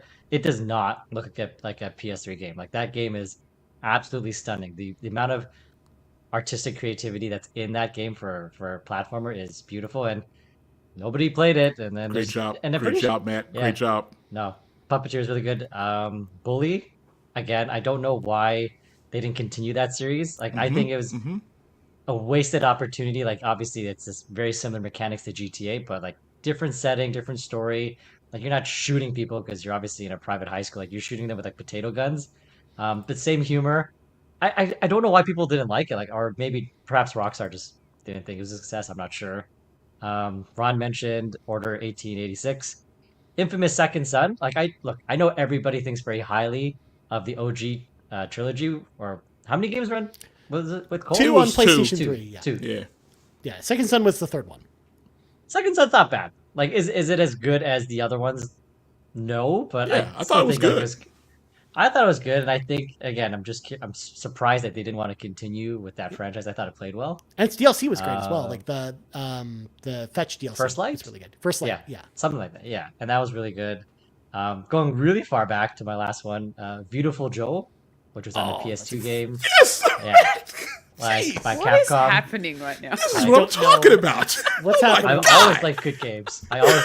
Guys. This man's like Michael Jordan on a 70-point night. Good Lord, killing it. Every night. I feel like I'm going to look at my window and like the blood moon is going to be out there or something. Yeah. Matt, man. Oh my Lord. That game is underrated. It's hard. It's a tough. difficult game. Yeah, it doesn't mess around, but like to have that cell shaded graphical style works so well in that comic book. The rewind, the time powers, great. The rewind, yeah, like really, really solid. Again, is it Capcom? It was Capcom. Right? Yeah.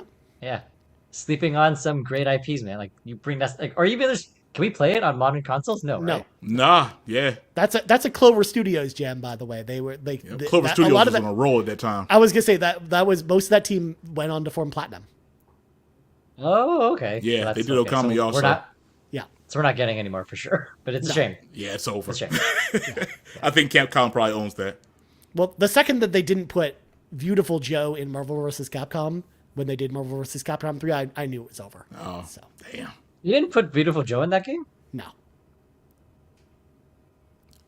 Capcom, man. All right. This is the old Capcom. They probably This felt is a the certain old way about Capcom. that. Old Capcom. They put Okami in that game, but not Beautiful Joe. But, yeah. Anyways, Flea, did you have any other honorable mentions real quick? The rest of mine are gonna be, a continuation of the cozy games, and I will start with, Spiritfarer. Spiritfarer definitely deserves a lot more, what's the word I'm looking for? Attention. Okay. It's very nice. It's very chill.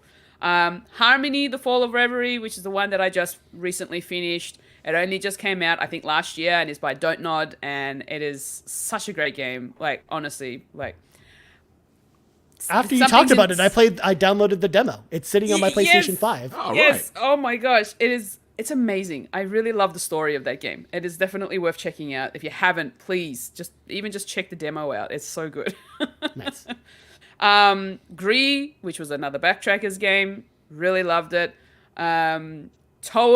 Toem is a cute sort of a black and white style kind of a photography game.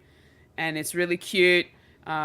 It's definitely worth checking out. And it's on PlayStation, so you can play it. And another one, which is a bit more of a side-scrolling puzzle game platformer, and it's called Unravel.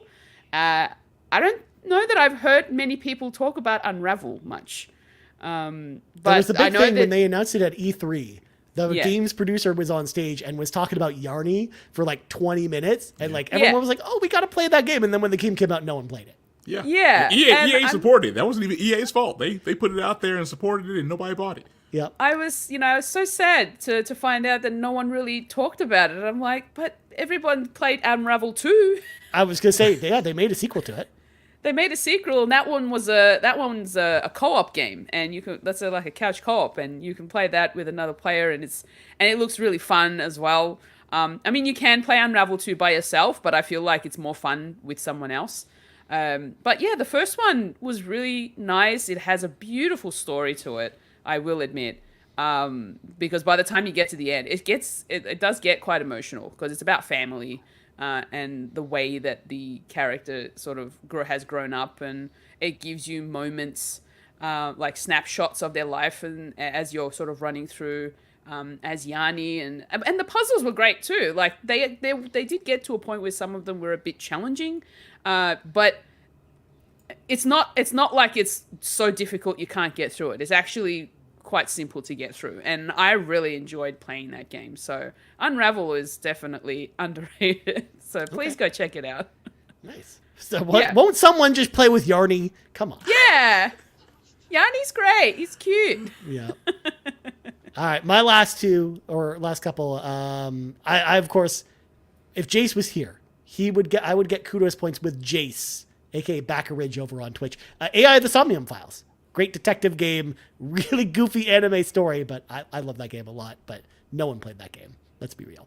Final Fantasy 13-2, I think is a great game, despite the fact that people don't like it because they didn't like Final Fantasy 13, but I think Final Fantasy 13-2 is actually a pretty gosh darn good game.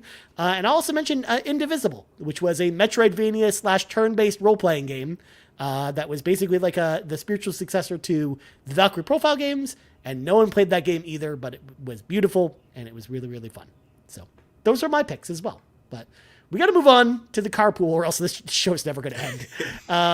We're going to start with Black Wyvern. And by the way, as we read through these questions, the folks in the carpool gaming community also provided their underrated games in addition to their questions. So just FYI, as I read through some of these, some of those will be in there. Starting with Black Wyvern, who said, "Deliver Us the Moon. I played it last year thanks to Lionheart Ash. It's on PS Plus Extra. I recommend y'all play it. It's a short game with a great story." And of course, Black Wyvern adds Ron to add it to the wheel, if you haven't already. Of course, though, hope all y'all are doing well. But with Fallout TV series now streaming, here are some questions for you all. And there's a bunch of these. Number one, what is your favorite adaptation of a video game into a movie / show?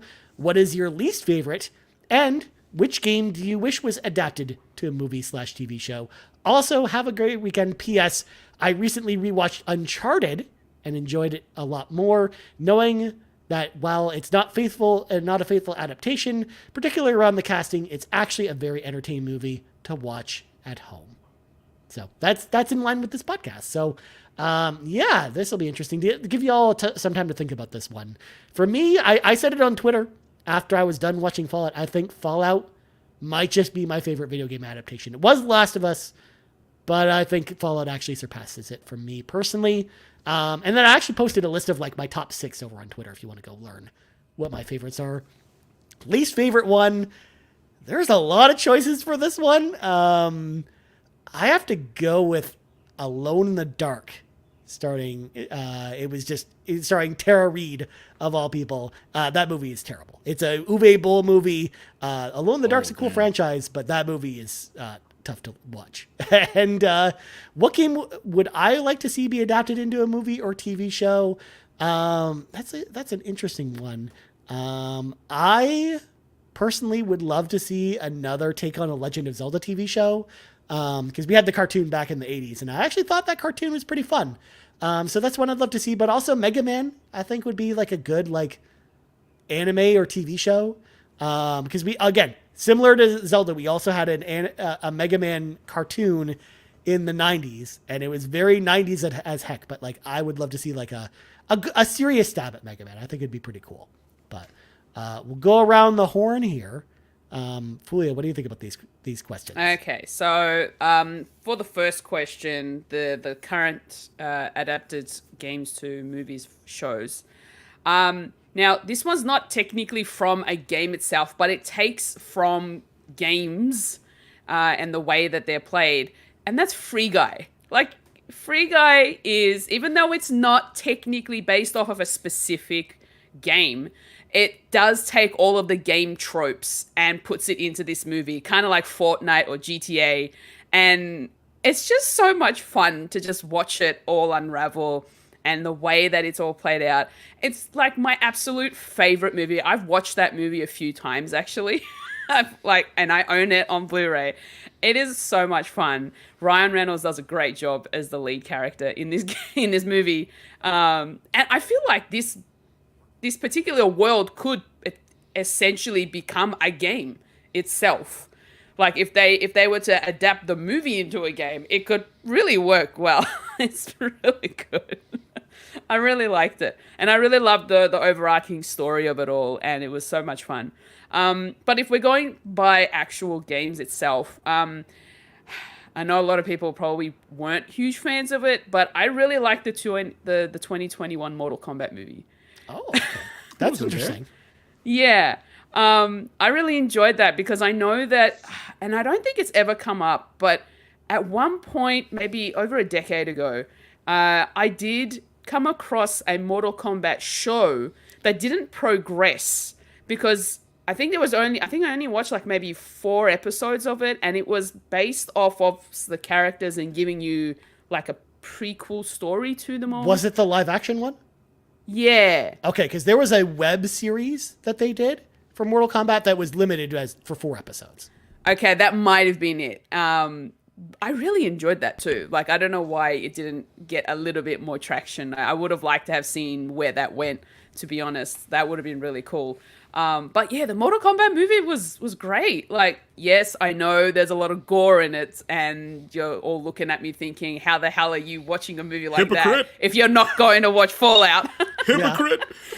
I mean, I will tell you, it's similar levels of gore, so I think if you handled that movie, you could probably handle Fallout. That's right, Ryan. Look, here's the thing. Even though I watched that movie, I watched the movie with my hands over my eyes when I knew something gory was coming up. Passive mode. Right? It's not like the gore happens all the time. It's a TV show. It's long. Just cover your eyes Story again. mode for Fallout. Yeah, you can do it. Yeah, but it's because I grew up with Mortal Kombat when I was a kid, and I used to love playing that game a lot with my cousins. So that's I think that's the reason why I had the nostalgia for it to go out and watch the movies. So then I have a question for you. Then you don't have the nostalgia for the original Mortal Kombat movie then? or have you not seen it? I don't think I ever came across Oh that. man, that one Oh wasn't bad. man, Whoa, you have to watch that one. It had a high cheese factor, but that was still good. I was gonna say Yeah, it's that movie's 90s as hell, but like that movie is awesome. And the guy Okay. who played Shang I Tsung need was the to guy. find that. Yeah, Oh, so Save good. I need to pity find for the that one. weak. yeah. Go back and watch. Like, if you can find it somewhere fully, it's probably on Netflix or something. But like, Okay. I know it's on Netflix here, but it's not the same in every region. Yeah. But Mortal Kombat from the 90s, that was like the go-to for a lot of people back Okay. then, as far as We watched that in the college dorm. Everybody on the floor was watching that one. That was great. because it really felt like what you were watching the game in a lot of ways. Okay. Yeah. Interesting. All right, I will pop that on the watch list. Oh, but what's the least favorite? I want to know this. And I'll just read just quickly. Detective Pikachu was a great movie, and the Super Mario Bros. Movie as well. It was really great. I really enjoyed it. Least favorite. I don't really think I've got a least favorite, to be honest, because what I've watched so far, I kind of enjoyed, and like I don't really think I have a least favorite, to be honest. Okay. Yeah. That's fair. Okay, it happens. Yeah. But a game series or a game that I would love to see turned into a movie or a show, I feel like the Life is Strange franchise would be great as a show. It's like sort of taken, because they're very sort of, there's a lot of drama happening, and you can sort of take whatever happens in those particular games and put them into episodes. Yes, Ron? Please tell me you're talking about Life is Strange Season 1 and not Season 2. I haven't played the second one. Okay. I have played the first one. Don't. But The second hold- was Cheeks. No, But- I think Life is Strange Season 2 is fine. But I will say, what if they did something like Fallout with Life is Strange? Because like I feel like, one of the things I like about Life is Strange is that each time it's a new protagonist. Like, what if they did like an original story, but Story's fine. with a lot of the themes of Life is Strange? Like, I think that would be like, I think I'd probably enjoy that more than just a straight adaptation of one of the games. Yeah. So I was kind of thinking the same thing. Like if it was like a one episode was based on one particular character, and then the next one could be the next one, and sort of so on, and that'd be pretty cool. I would like to see that happen. Nice. Yes. I like that one. I like it. All right, Matt, give me your choices, man. Now, because I haven't finished Fallout, I think it's still going to be The Last of Us. There's obviously bias to it just because I love that series so much. I do think highly of the Super Mario Bros. Movie. Even the Nier Automata anime, I do think they're very good, but that anime series, they added not added new stuff, but they fleshed out other characters that you don't see from the game. I don't know. I personally found those parts a bit boring, so that's why I do knock it down a few pegs, whereas The Last of Us HBO show, like I remember I'm staying up so late, even though I got work the next day. I'm like, I have to watch it. It's very hard for me to find time to even watch with friends, but I made time to have beer, pizza, and watch with friends because not only do I love that series so much, but I thought they adapted it like fantastically. And even that, they did do some new takes with characters and stuff, and it's done in a fantastic way. It didn't feel like it took away from the series. It added something new and a new perspective. So that one I really enjoyed quite a bit. My least favorite one, off the top of my head, probably the Prince of Persia movie with Jake Gyllenhaal. Yeah. Like, Yes. What? yeah, Yes. sorry. That movie You was like that? Cheeks. I Yeah, love come that on. movie. I thought it was Wow. okay, but No, I I'm didn't. with you. I'm with you on that one, No, Matt. that is not how the game. That's not an adaptation of Yeah, the that's game. not a Prince of I Persia really movie. liked it. No, that is not Prince of Persia movie. No. Jake Gyllenhaal was miscast for it. Yeah, It's like, yeah. sorry. Don't get me started on that movie. You mean to tell me Jake Gyllenhaal's not Persian? Aw. Oh, He is not. Yeah. He is not. I don't know, something that needs to be adapted.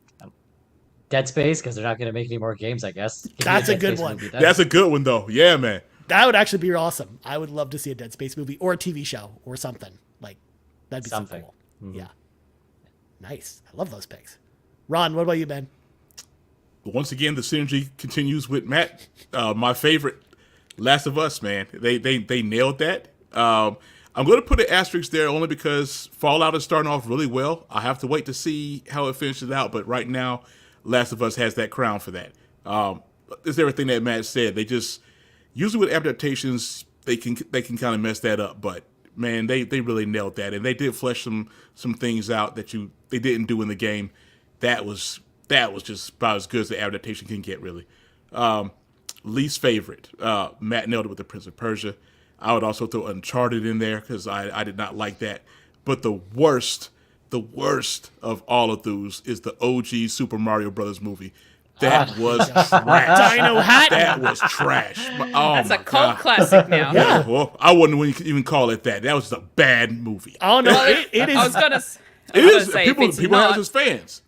the DVDs are selling still. I know. Well, they I know, just I came know. out with the 4K version. Yeah. It's a damn box shame. set. Yeah. I need people to stop this. No, Fuli is right. It has become a cult classic where there is like a big group of fans. That love this Oh movie. my God. Unironically. Hey guys. It's okay. And Apparently especially when they released Super Mario Bros. The movie last year, that's when that came up again. it's okay. People like hurting themselves, and apparently that's what they like to do with this. So that's okay.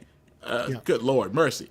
A game that I would like to see adapted is The Order 1886. That's perfect for a TV show. Perfect. I mean, it's basically a TV show already when Yeah. you play it. Yeah. So, yeah. I mean, you could say the it'd be same good. thing about Metal Gear Solid as well, where it's basically you've already. Well, the watched difference it. is that the story makes sense in Order 1886. Let's Are not you saying do the this. story in Metal Gear doesn't make sense, Ron? That's some convoluted bull, is what that is. Here, why don't I just scroll up in the chat for a second and just press this button right here? I had to keep it clean for the podcast. That's convoluted bull, man. No. Also, shout out to Yon32, who put a bunch of things in here. First of all, no Witcher or Halo love. I haven't Well, seen Witcher went off the technically rails. already is. Well, it was great. Yeah, Witcher went off the rails, John. Yeah, I was about to say it No. was great. Yeah, it started off good, but didn't end off good. Mm-mm. I did not like Halo. I mean, I didn't like the Halo's direction they bad. went in it, and the fact that the director was like, "Yeah, I just didn't want to make it anything like the games." I'm just like, dude, come on, man. Like, what are we doing here? Perfect guy for making it. But also, Yon32 mentions OG Street Fighter with Jean-Claude Van Damme. That's a great movie That's a too. cult classic. That's a cult classic. Cold classic and bad. Yes. Oh, come on. Yeah. Don't you want some bison dollars? They're worth 5 British pounds. It's so bad. I remember watching that with my friends in high school, and golly, that was just a bad movie. But Ron, that might just be the single best movie featuring Kylie Minogue in the movie. 'Cause she played Cammy. There you go. There you go. I don't even not know remember that. that. I can't believe I forgot. Don't she was remember in it, that. I Matt. forgot. Don't remember it. Yeah. Don't do that to yourself. Some things, Matt, you bury for a reason, waiting for the right time to reemerge, and you'd be like, oh, that's actually pretty good. Now the Street Fighter animation movie was great. Well, which one? There's a bajillion of them, and most of them are terrible. Like The Street very Fighter first Alpha, one, the very movie? first one, from what I can remember, I can't remember all of them. Ah, you must be talking about Street Fighter 2, the animated movie, which Yeah. in the North American version, the end credit scene, it's like Ryu walking down the street, and all of a sudden, there's Buzz being driven by M. Bison Yep. comes up behind him. It does a freeze frame, and then Blind by Korn just starts blaring in. It's like, are you ready? And I'm like, what is going on here? Like, what Yeah, is that happened. Wow. Yeah.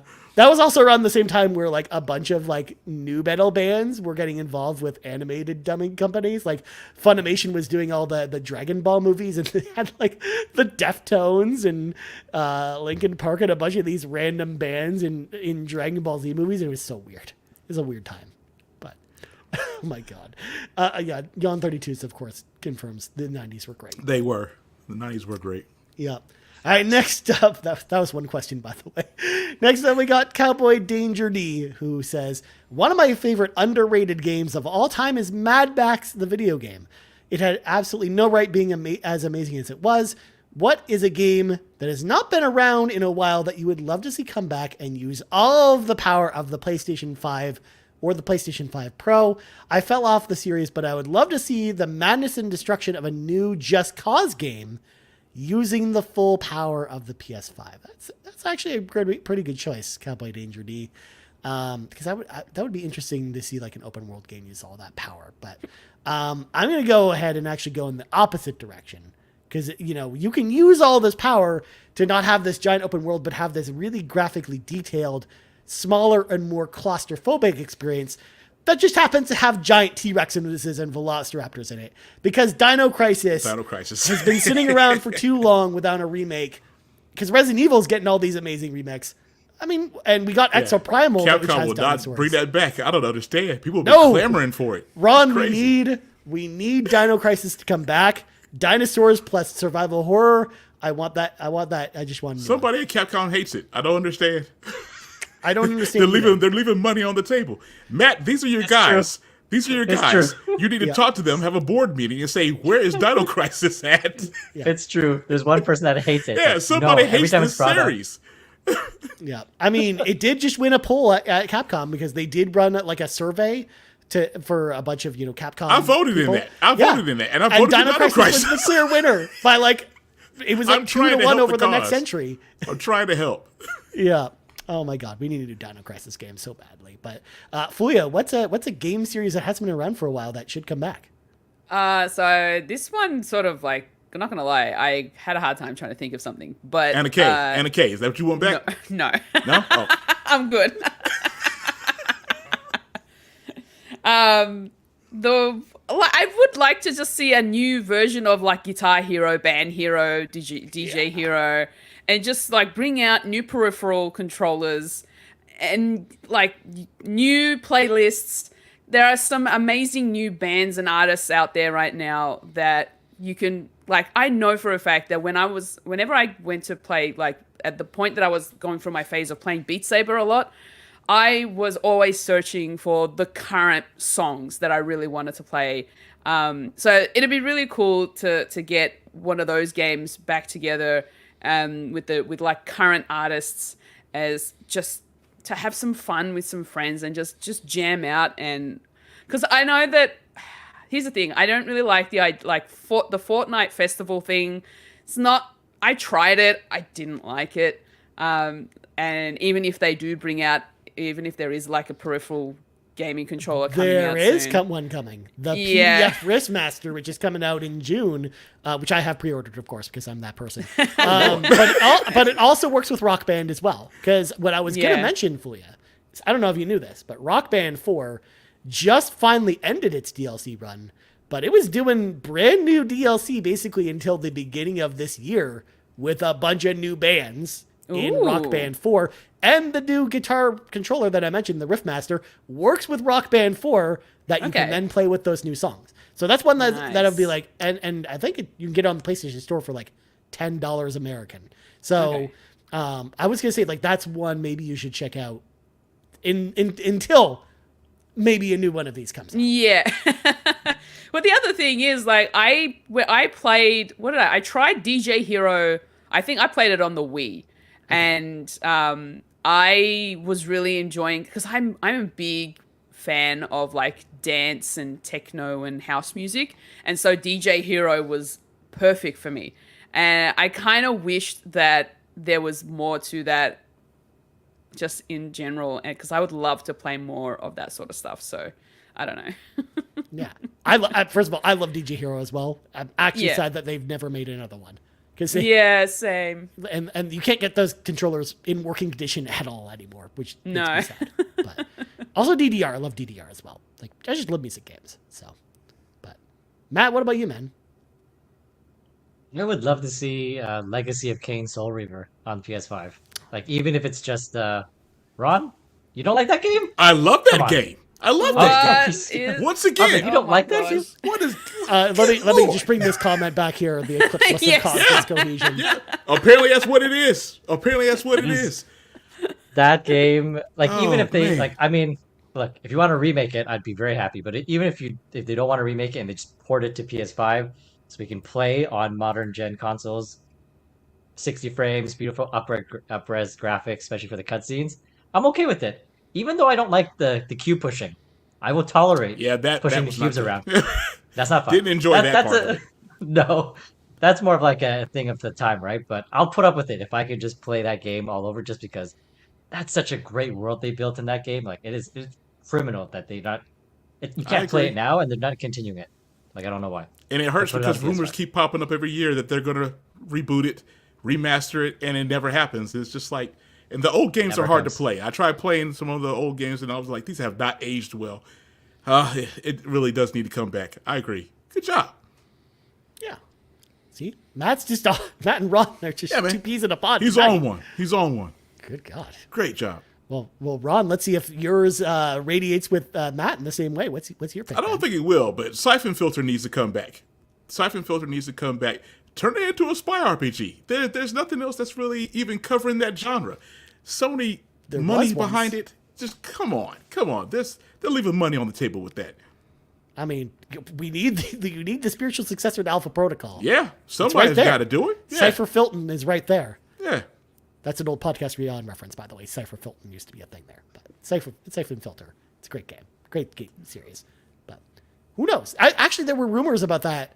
I remember like 2 years ago. Yeah, it keeps coming up. It'll come up for a little while and then it'll go away. It's just like, stop teasing. Just I also keep hearing that SOCOM might be coming back too, which of course. Yeah, I heard that. I was shocked by that. I was just like, after all these years, finally, but I'm not going to give my hopes up. No, I'm not going to be fooled this time. Yep. Well, next up, we got Quaggy. this is a question that's a lot. I don't know if we're going to do as many as Quaggy says here, but what are your top 5 game endings of all time?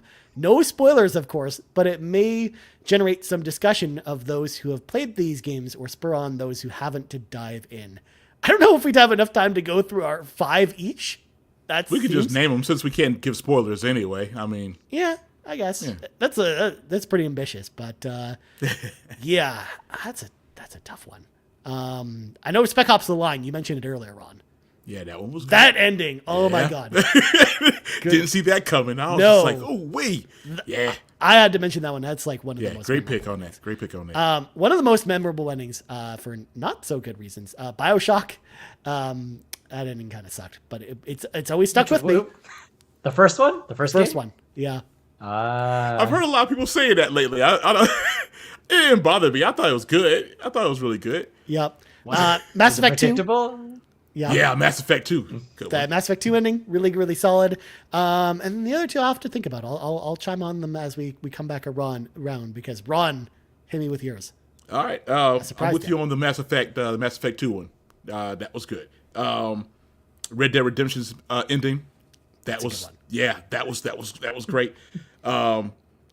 The BioShock Infinite, that melted my brain. That melted my brain, but it was fantastic. Walking Dead Season 1 and Journey. Journey, so there, that ending was really great. Walking Toward the Light, the music that was playing, good stuff. Star Athena wants to know if we actually finish games. We do sometimes. Yes. Yeah, I was about to say, we do. I do. We talk about Fulia finishes games. She has the most platinums. Yeah. She's her finishing percentage is like 22%. Yeah, it's not great. Look, it's not 0. That's the main thing. It's true. Yeah. These are facts. She finishes the cozy games, or at least most of them. All right. Matt, hit me with your 5 game endings. I don't know if I even thought of 5, but a unique one I wanted to shout out was Resident Evil Village, just because most Resident Evil games are very ham and cheese, and Resident Evil Village, like, there actually is an emotional ending to there's an emotional resolution for the Ethan Winters just keep it arc. at that. Yeah. So that was very surprising because usually it's just like stories, who cares? Just give me the game. But they actually put effort into wrapping it up. And I know a lot of people poo-poo on Ethan Winters compared to like Chris Redfield and Leanne Kennedy. I put him up there with the other characters just because of especially how his arc comes in that game. But he doesn't even have a face. We don't even know what his face looks like.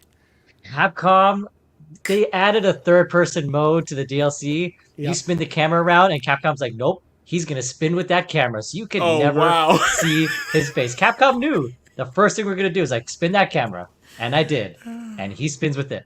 So I still don't know what he looks like. We'll Unbelievable.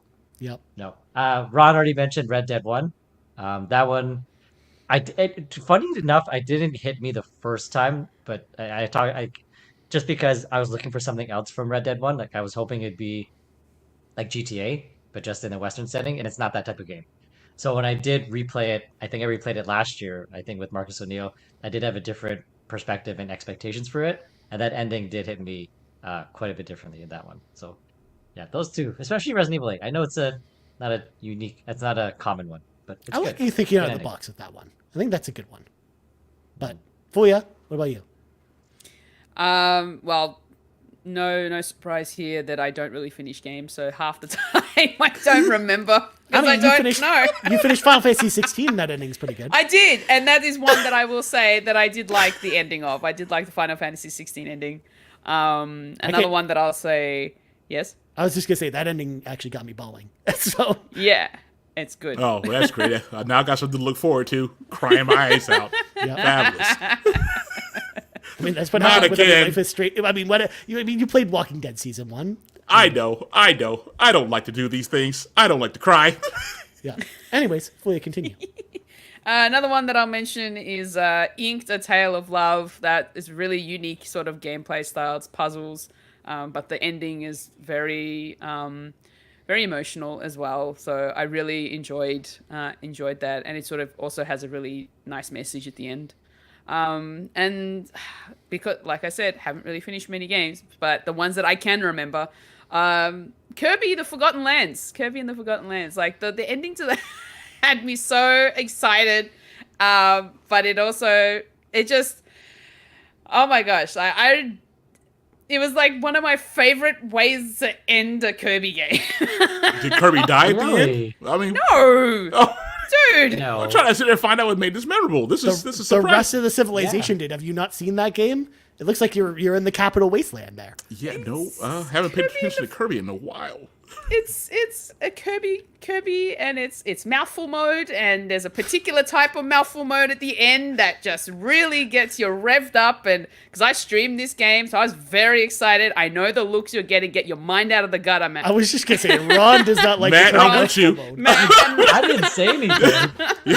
Get your you faces revved are up. saying it all. Like, what are we doing Can he here? get you revved up for mouthful mode, Ron? Thank you. She was kind of getting out of pocket a little bit. Like, whoa. Respectfully, of course, though. Respectfully. Please, respectfully. Yes. Calm your It's We have to. Kirby. calm your farm. Calm your farm. No, No. I will not. That's far out, Ron. That's far out. Brought to you by Outback Steakhouse. Gosh. That's it. That's all I've got. Excellent. Excellent. I'm glad Quaggy could ensure chaos like this. Next up, we got the gang did this question later. Get ready for that. We got Awesome Dave, though, 1337, who says, underrated games. I feel it is my duty, nay, my God-given mission to bring up one of the most underrated games originally released on a PlayStation console. That game, of course, is Final Fantasy VIII. I'm so surprised. Dave is a great guy, but he must stop this. You know what, though? I had a discussion with my workmate yesterday, and he said that he liked Final Fantasy VIII as well. There's a lot of those weirdos out there. There's a lot. There is. I'm not even sure we can call it an underrated game because it seems quite popular. I mean, it has a cult following, like Yeah. Street Fighter the movie. They're all wrong, of course. But Ron, I only have one response to this, though. You ready for this? There it is. That's my Sorry, response. Dave. For audio listeners, it's Lockless comment that says cheeks. sorry, Dave. Yeah. Sorry, Dave. I'm not sorry. Moving on. Look, I have to deal with this on 2 shows. All right. Next up, we got CrocoKyle, who says, I'll submit Astral Ascent as my underrated game. It's a 2D pixel art roguelite action platformer themed around the astrology signs with human and game breaking builds where the story is designed around each death. Think Hades, but 2D, and with astrology in the place of Greek mythology. And yes, I said astrology weird. We'll just move on from that. It's okay. Heard about this game on the Into the Ether, another gaming podcast, and I don't hear anyone else praising this incredibly addictive roguelite, so I gotta give it a shout out. My question for the show, though, have y'all ever played a game that was completely not on your alley that you ended up really jiving with? For me, this was Baldur's Gate 3. Not normally a CRPG kind of guy at all, but the game absolutely suckered me in nearly 100 hours. I, of course, will go first just so y'all have time to think here. My answer to this is actually one that I give on a lot of podcasts. Danganronpa, Trigger Happy Havoc. I love the Danganronpa series, But I was not into visual novels at all, or really detective style games before playing that game.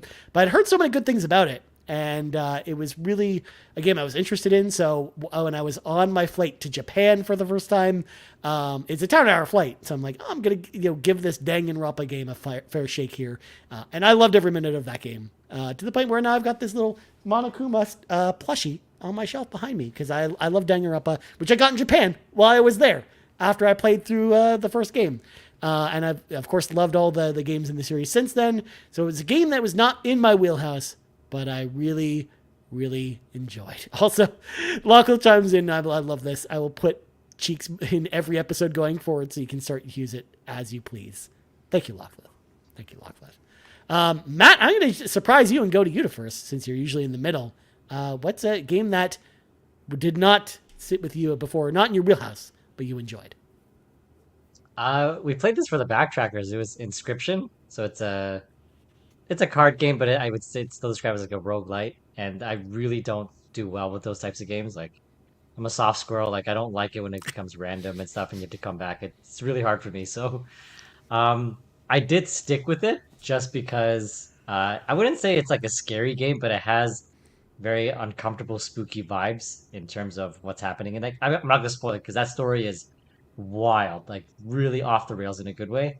But the spooky vibe kept me in the first part. The second part, Bowser let me know that there's a way to break the game, so I did. So that did help me get through that second part. But I did persevere, in the first part and the third part. So yeah, well, I still wasn't a fan of the roguelike aspects of it. It's a bit challenging, but I still think it was worth it for the atmosphere and, again, a very, very unpredictable game for sure. Nice. Star Athena chimes in the chat. Dead by Daylight for me. I don't usually play horror games, but I played a lot of Dead by Daylight. That's a good game. That's a good pick, Star Athena. Fulia, how about you? So yeah, Final Fantasy 16 was definitely not one that I was like really in time with. It was not on my wheelhouse at all, like not on my playlist. But yeah, was convinced to play the demo, like at least the prologue, by my workmate, and then I just really enjoyed the story so much that I ended up picking up the game day one and loved it so much. So that's definitely one. And another one that I wasn't expecting myself to play was Murdered Soul Suspect, and that's a detective game with horror like elements in it as well. And I don't play horror games. That game freaked me out so much, and yet I kept going and I finished it right to the end. And I'm very proud of myself for getting to the end, even though there were so many jump scares in that game. So what you're saying is you solved the greatest mystery of all. Yes. That was the tagline for that game, was you solved the greatest mystery of all, which of course is your own murder. I'm surprised she didn't put that as her underrated game because like nobody played that. So that could have been yeah, true. I mean, I could have. I don't know. Did Murdered Soul Suspect ever come to PlayStation though? I did. It did. Did it? Yeah. No one played that game, no. Yeah. Well, that's probably why I didn't know about it, because I played it on PC. It came to PlayStation. Yeah, Okay. it was actually like in like the launch window for the PlayStation 4. Okay. Yeah, and you can go play it now on your PlayStation 5 home entertainment console. I mean, if I really wanted to. I mean, you could. It's right there. It's right there. But I played it once. That's enough. Damn. Jesus. All right, Ron, I'm ready for you to tell me about a puzzle game. I got two of them. One's a puzzle game. It's Rhyme. I'm not a puzzle game guy, but my friend Max talked me into that one. I played it. Some of the puzzles I did need a guide for, but for the most part, I tried to get through it on my own. That story was really good. I cried. I cried hard at the end of that game. That was just God. It was a great game. The second one is Disco Elysium. I'm not into CRPGs like that, but from the very first trailer I saw on that one, something talked to me on that one. Gave it a shot, and that was a great game. It was so weird, such a weird game, but man, that was a great one. Nice. I mean, Lachlan's also a fan of Rhyme, chiming in the chat as well. So Lachlan's my peeps. Lachlan's my peeps. She has great taste. I feel like you and her actually have a lot of in common, Ron. Yeah. All right, last question comes to us from Kiku, who says, I feel like, and I'm going to try not to unpronounce this game, Udawaramaro, that's probably incorrect, but whatever. That series is underrated. And I don't know anyone else who actually has played those games. I think those are NIS games, by the way. Same with Tears to Tierra or Tierra or Terra or whatever. I believe that's a PS3 game. Maybe the not safe for work origins of both are probably what scares people away. But my question of the week for y'all is, what are some of your favorite game openings? So I'm going to go ahead and circle back and give Awesome Dave some credit here. Because I'm not going to give this game too much credit. But Final Fantasy VIII's intro is actually really good. It is hot. It's got a really really good is. opening movie that really gets you into the game. If only the rest of the game wasn't cheeks, then you go. It'd actually be pretty good. But It set everybody up for a downfall. You thought you were going to get some hype game, and then it was trash. yeah. I mean, you're not wrong. You're not wrong, Ron. Another game on the PlayStation 1 era, I talked about on last week's show, but it was Chrono Cross. I think the Chrono Cross intro with that music, with the violins, it gets me every time. I get goosebumps every time I watch that intro. It's so good. And then the last one I'll throw it in there is a Sega CD game. And that game is Lunar the Silver Star, which is a role-playing game, but it has this like awesome anime intro, but it's a game from 1993. So it's like none of those like really existed back then. They were one of the first companies doing that, and it's awesome. It's got this, really catchy song that gets stuck in my head every single time I watch that intro, and it's great. So those are my three. Ron, what about you, man? Suikoden 3. That opening is great. The music is great. That whole animated, God, that was just fantastic. I can sit there and watch a YouTube of that at least once a week, and it would be fine with me because it's just great job they did with that. Ghost of Tsushima, that opening was wild. That was, man. You want to talk about making sure that you made the Mongols and you put it out there that these guys are a real threat and something to deal with. That nailed it. That nailed it. The Last of Us. That's a good one. Golly, man, that intro was just great, and how it ended, heartbreaking. That one was, God, that was outstanding. And I'm gonna throw God of War 3 out there. That intro was, they started off just right on up the mountain. Yeah, just right on it. Gave you a boss battle. Just golly, yeah. God of War 3. Yeah, man. Yeah. Nice. Matt, what about you? Ron mentioned it, The Last of Us Part 1. Like that intro, nobody saw coming back then on PS3. It still gets me, even though I've played it a million times. It still hits me so hard. sir. Like ugly cry. Like it is so good. Uncharted 2, is that the one where it's on the train? Yes. That's all of it? Yes, Yeah. it is, Matt. Like, how bombastic is that intro? Like, that was, like, Ooh-wee. you did not see that coming. Yes, the eclipse. But it's so good, though. Like, it's just out of nowhere, just really shows is. you don't know what's happening. Feels like a movie. Like, it's really, really good.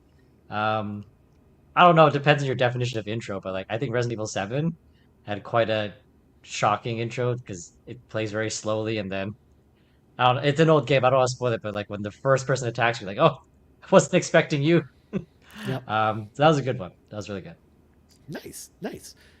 Fulia, rounding us out, what are some of your favorite game openings?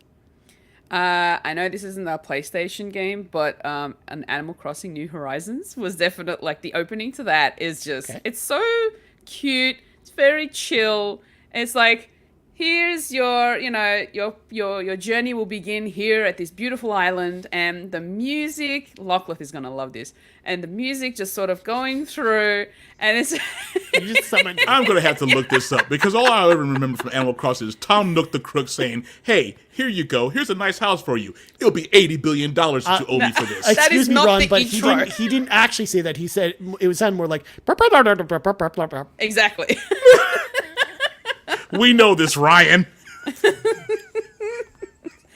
But the intro to Animal Crossing New Horizons, it's just so chill and cozy and I didn't cute see that and one coming. Whoa. It was almost I'm like surprised. an ad. Yeah. It's an ad for your own Paradise Island, essentially. That's what it You is. just have to manage it yourself. It's fine. Exactly. So that tells me I'm going to watch this and I'm going to fall asleep. Probably. Knowing you, yes. Sleepy Bear. Yeah. Another one I will mention is Life is Strange True Colors. I really enjoyed the intro to that, especially, you know, within the first, like, chapter of the actual game itself, where it sort of ramps up and all that sort of stuff is just so... It's so intense, but it's so good. And it's really, like, I really enjoyed playing that game. The wheel still has not chose that yet. It has been on the wheel for years. It's almost like we need to clear out this wheel, and then you can Just play the break that game! wheel. Just stop it.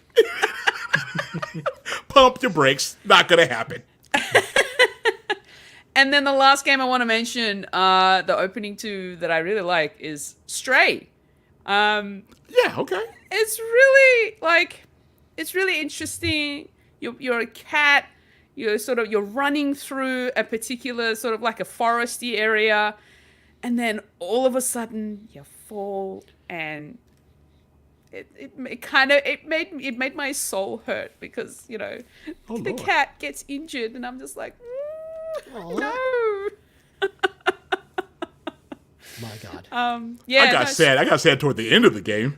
Yeah. Oh my God. Definitely Stray is, the opening to that is really good. I really enjoyed that. All right. Well, there is one last one I have to share, of course, before we close out the show, because this is one of the greatest endings of our time, and I can't believe no one has mentioned this one yet. Oh, boy. Because Nervous. it's Pepsi Man. Of course. Of course, yes. It's Pepsi Man. Of course the it intro is. to Pepsi Man. The guy getting himself some Pepsi. You know, he's got to go, you know, get Pepsi for TV game. He summons Pepsi Man. Like, what's not to love here? What's not to love about the intro to Pepsi Man? We have to have Pepsi Man on the show one day. One day. Look at this guy just drinking a Pepsi. He Look should at this be a bit game. confused Look about at what he's this game. drinking is what it's looking like. Why is he looking at it like this? Well, he's just like, it's not refreshing. We need Pepsi Man to come. But he save still the keeps day. He needs to drink the whole can. He needs to drink the whole can. Look, he's trying to see if there's stuff in the can. It's fine. He's looking. Yes. This is how a horror movie starts off, is what happens. Look, it's fine. This game got a great intro. It's great. Heck yeah. Look, if I keep saying it's great, then it must be. Look, he's coming right towards us, you guys. Oh, yeah. Oh God. Look at him. Nightmare fuel. Look at him. Yes. And the best part is, God. you know, Pepsi Man logo comes in, he just runs into it. Oh, Yeah. boy. Invisible wall. Yeah. And the whole time, of course, it's just screaming at you the Pepsi Man theme song. Oh, good. Good God. Pepsi Man. Yeah. Good times, y'all. Anyway, Things were going so Lockwood well. also chimes in with her intro. Can we talk about how Minecraft starts? Just dropping into your world seed with only your clothes, and you gotta punch a tree. it's pretty good. Is that That's true? actually a really good one too. Yeah, Punching it is. trees. Oh, Who's okay. punching I never trees? played Minecraft, so I don't know. I have. It's true. This description that Lockwood puts here is literally exactly what happened. Yeah. Okay. just Well, dropped. punching It trees is. is all right. Yeah. I was It's punching the only way to animals get at the materials ground. until you can make your tools. Yeah. Also, I'm gonna, Seth. I'm gonna put Seth's comment up here as well. It's like, Seth. of course, Seth just finished up the Fallout show, and now I feel like I need to ping Seth because I'm like, there are so many things I need to talk about because I've also finished it. But then Seth also points out the Pepsi Man theme song has very deep lyrics. Pepsi Man. Seth, please don't encourage this. Stop. Oh, God. He's fine. Please, God, no. Look, we might actually do this for Extra Life, and then we might actually Don't end give up. away all our plans, Fulia. No. It's a secret. It's a All I was secret. gonna say is we might sing the song. Say Who's what? singing the song? Who? Singing the song. Who's yeah. singing the song? Oh, with Matt. Who When, is? when did this happen? No, you know what? Me Who and is Seth singing it? will. How about that? Oh, okay. Okay. Yeah. I mean, come on. I gotta be involved in this somehow. Of Oh, course. see, look, Ryan won't sing. Well, Me and Matt will be on the sideline. I mean, maybe I'll be doing Obviously. other things, and I Obviously. might not be able to sing. Who We'll knows? just be up there just, enjoying the eclipse. Oh my god. Oh my god. Anyways, we should probably get out of here. We're at like 2 hours and 10 minutes. So before we go, we should probably thank all of our patrons over at patreon.com/carpoolgaming, starting with our ultimate producers, Tony Baker from the Quest 4 Pixels podcast. You can check them out at youtube.com/Quest4 Pixels today. Ron, that's the number 4, not 4 spelled out. Jonathan Brown, the man behind the music on this podcast, but also the Xbox Drive. You can check out his link tree with all of his music over at linktr.ee/pme/JIB. Lee Navarro, the fearless leader of the Phoenix Overdrive Extra Life team. You can check them out over at phoenixoverdrive.com, or maybe y'all want to head over there to the old Extra Life website, sign up for the old Phoenix Overdrive team, and maybe we'll see y'all in November when we're going to be singing the Pepsi Man theme song, apparently. Yep. And then Cwagmire, who humbly reminds you that the best babes are, in fact, Xenobabes. Our platinum producers, Robby, Bobby Miller, Smokin Joe, and Tim Paullin, which, by the way, platinum tier, the official tier of the PlayStation Drive. And our gold members, the second official tier of the PlayStation Drive, Adam K, Anna, Awesome Dave 1337, BobLoblaw, Brad Moore, Brian Reese, Cecily Carrozza, CrocoKyle, Dan and Luma, Dannohh, Emily O'Kelly, Jan32, Marcus O'Neill, Peje EP, Shane Erickson, Tim Aulph, and Toxic. So huge thank you to all of our friends over at patreon.com/carpoolgaming. If you want to head on over there, hop in the car with us, choose the tier that's right for you, and maybe get some sweet content like the Pants Patreon podcast for Patriots podcast. Also, CrocoKyle want to comment as well, because every time I type in your name here, it always tries to autocorrect it to Crocodile, capitalized D in the dial, and I'm just like, why? No, I like CrocoKyle better. It's too much. So, anyways, Fulia plugs go. You can find me over on foolishfuji.card.co. Card. And you can find all of my socials and platforms over there, and you can follow me there. Nice. And Matt, where can people find you? You can find me as Nagachaka on Twitter and Discord. I'm probably going to be gushing all about that Fallout. It's so good. We all are. Nice. And Ron, where can people find you? Savoy Prime on PlayStation, Xbox, Steam, backlogged. Savoy_Prime on Twitter. Very nice, my friend. As for me, you can find me on the old Twitter as Ryan Turford, otherwise known as X. You can also find us on X at Carpool Gaming. Do not forget, speaking of X and Carpool Gaming, to enter our PlayStation game giveaway if you'd like to win a copy of Assassin's Creed and The Grinch on the PlayStation 5, as well as other games. So head on over there. Also, you can find us on podcast services around the globe, as well as youtube.com/carpoolgaming. So, for Fulia, Matt, and Ron, I'm Ryan. This has been the PlayStation Drive, episode 145. Only 5 more episodes, by the way, before episode 150, and we're out. Good night, everybody. See ya. Adios, friends. Bye-bye. Thanks for checking out this week's episode of the PlayStation Drive. Now, before you drive off, please make sure to like and subscribe on YouTube and follow us at Carpool Gaming on socials. Don't forget to check out our awesome merch on carpoolgaming.com, and you can also support the show on Patreon at patreon.com/carpoolgaming, where you'll unlock all kinds of exclusive content. Links to everything are in the description.